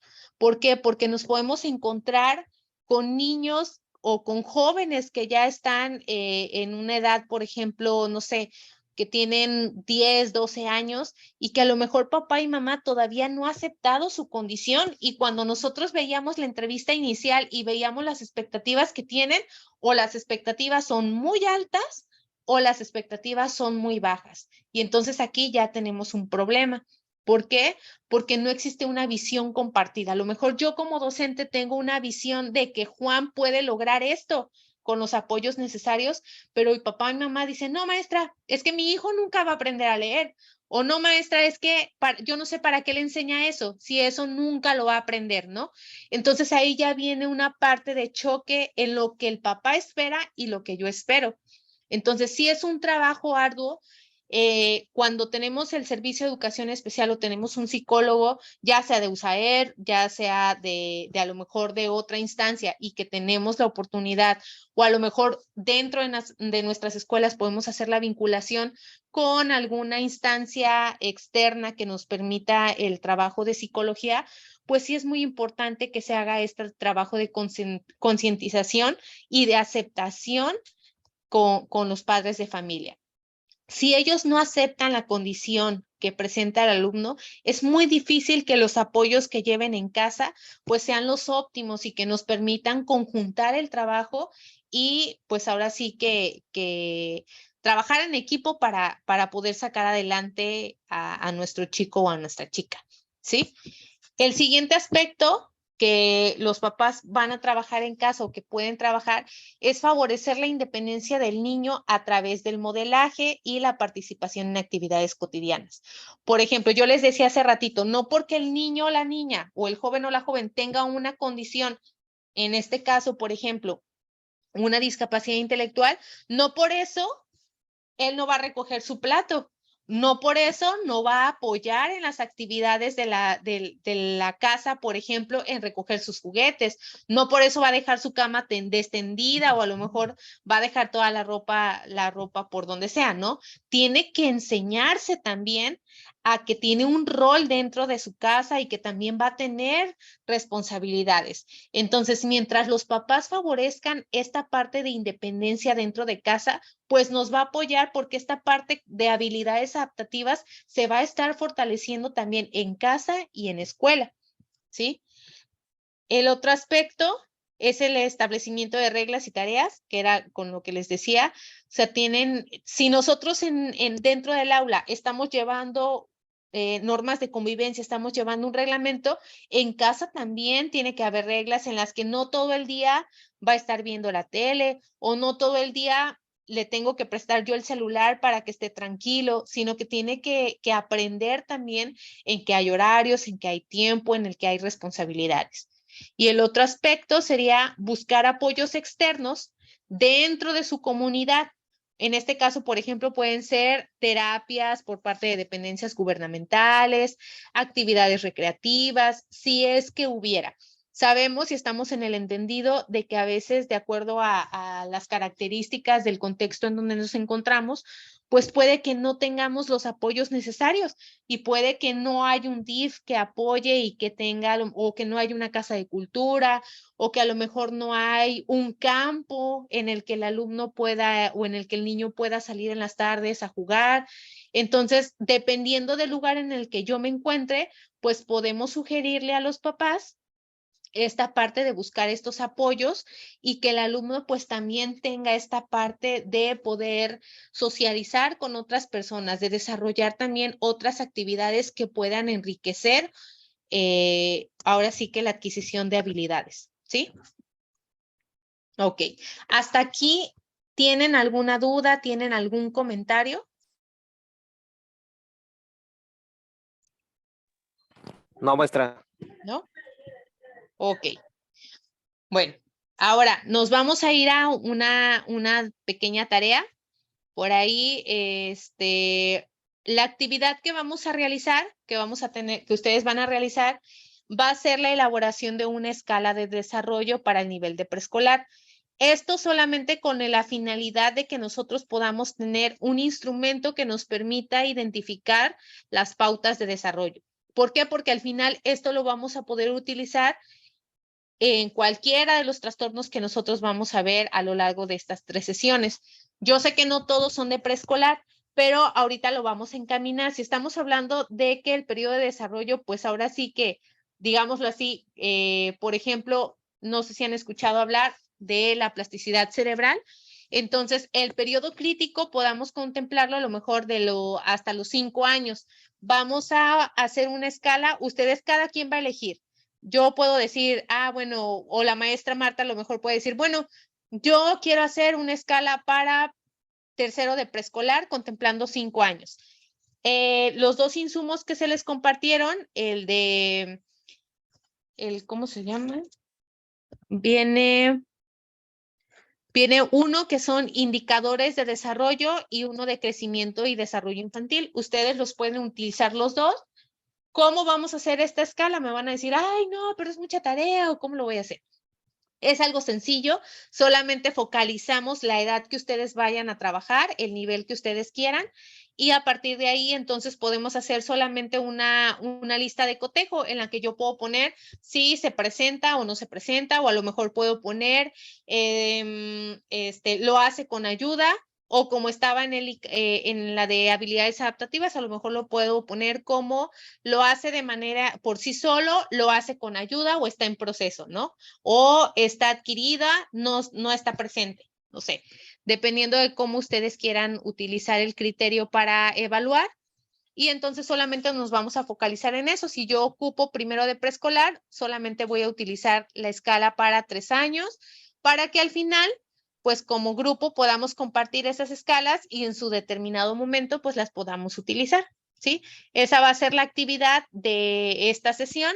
Ahí ya nada más, no sé, maestro, si tienen alguna plataforma o cómo es que la enviarían para que ustedes lo contemplen. Lo comparten en el grupo de WhatsApp. Ok, me parece bien. Entonces, ¿sí queda clara la tarea? Maestra, una pregunta. Sí. Yo, Astrid, me llamo. ¿Me escucha? Sí, dime. No sé si entendí mal o bien. ¿Es de acuerdo a un solo grupo o a los 3? Solamente vamos a retomar uno. Por ejemplo, si tú dices, bueno, yo quiero trabajar con primer año de preescolar, solamente voy a hacer mi escala para los 3 años y puedo utilizar los dos archivos que les compartí. En uno ya viene dividido por áreas. Los dos vienen divididos por áreas, si no me equivoco. Entonces puedo ocupar la que yo quiera. Por ejemplo, en la de indicadores de desarrollo viene el área social, el habla y la comunicación cognitiva y motora. Y en la de crecimiento viene por ámbitos. Entonces no importa, a lo mejor yo puedo ponerle, por ejemplo, escala de desarrollo, datos generales, y de ahí yo pongo área social, qué es lo que el niño o la niña debería de tener consolidado en el área social a los 3 años. Y ya empiezo a poner solamente los indicadores. ¿Sí? Okay. Pueden ocupar los 2 documentos, no hay ningún problema. Y ya nada más le ponen su nombre, lo cargan al grupo de WhatsApp y ya nada más lo ponen con su nombre, perdón. ¿Hasta cuándo se envía? Dice por aquí. La próxima sesión es el martes. Entonces, ¿pudiéramos poner como fecha límite el lunes, maestro? Sí, está bien, un día antes. Ok.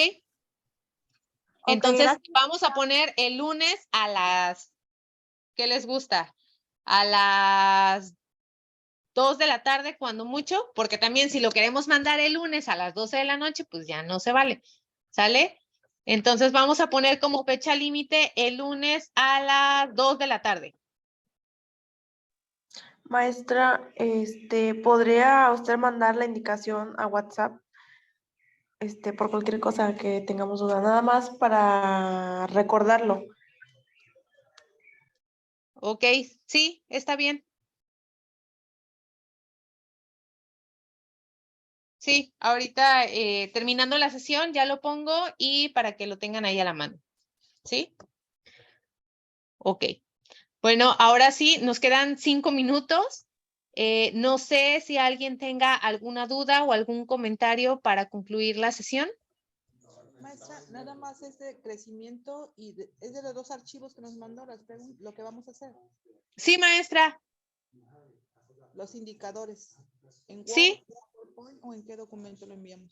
Lo que ustedes gusten. Lo pueden hacer en Word, adelante y ya lo cargan. Con anterioridad lo hemos enviado los correos de los asesores. No sé si en esta ocasión lo vamos a mandar WhatsApp.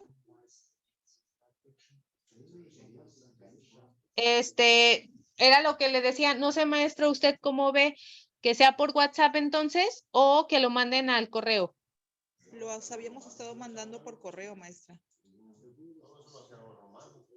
¿Por qué? ¿Les resulta más fácil el correo? Pues de alguna manera. No sé si soy yo nada más, pero no escucho bien. A mí se me facilita por WhatsApp, maestro. Sí, WhatsApp. También por WhatsApp.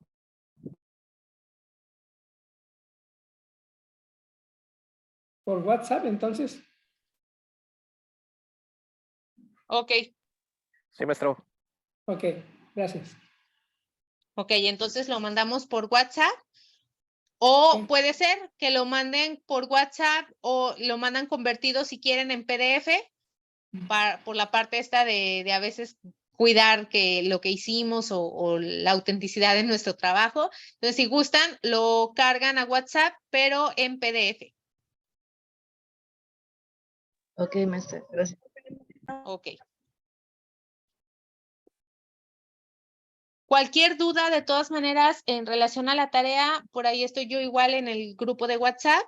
Ya igual, si les comparto algún material para la sesión que viene de manera previa, lo hago en esta semana para que ustedes lo tengan y tengan la oportunidad de revisarlo. Y ya tendríamos la sesión la siguiente semana. No sé si tengan alguna otra duda acerca del tema que vimos hoy. ¿Sí, maestro? Un favor, maestra. ¿Podría compartir usted en el grupo de WhatsApp el documento del protocolo que se vio hace rato? Porque parece que en el envío anterior no iba. Ah, bueno, ok, sí, maestro, claro que sí, ahorita Ok, lo envío. Gracias. Ok, gracias. Bueno, pues si no hay alguna pregunta o alguna duda, pues le agradecemos mucho a la maestra Patricia su tiempo, su conocimiento para estar con nosotros en esta tarde, y a quienes asistieron, pues muchas gracias, y ojalá le comenten a los compañeros que no están de su asistencia. No pasamos lista de asistencia porque la plataforma de Zoom en automático nos registra la asistencia.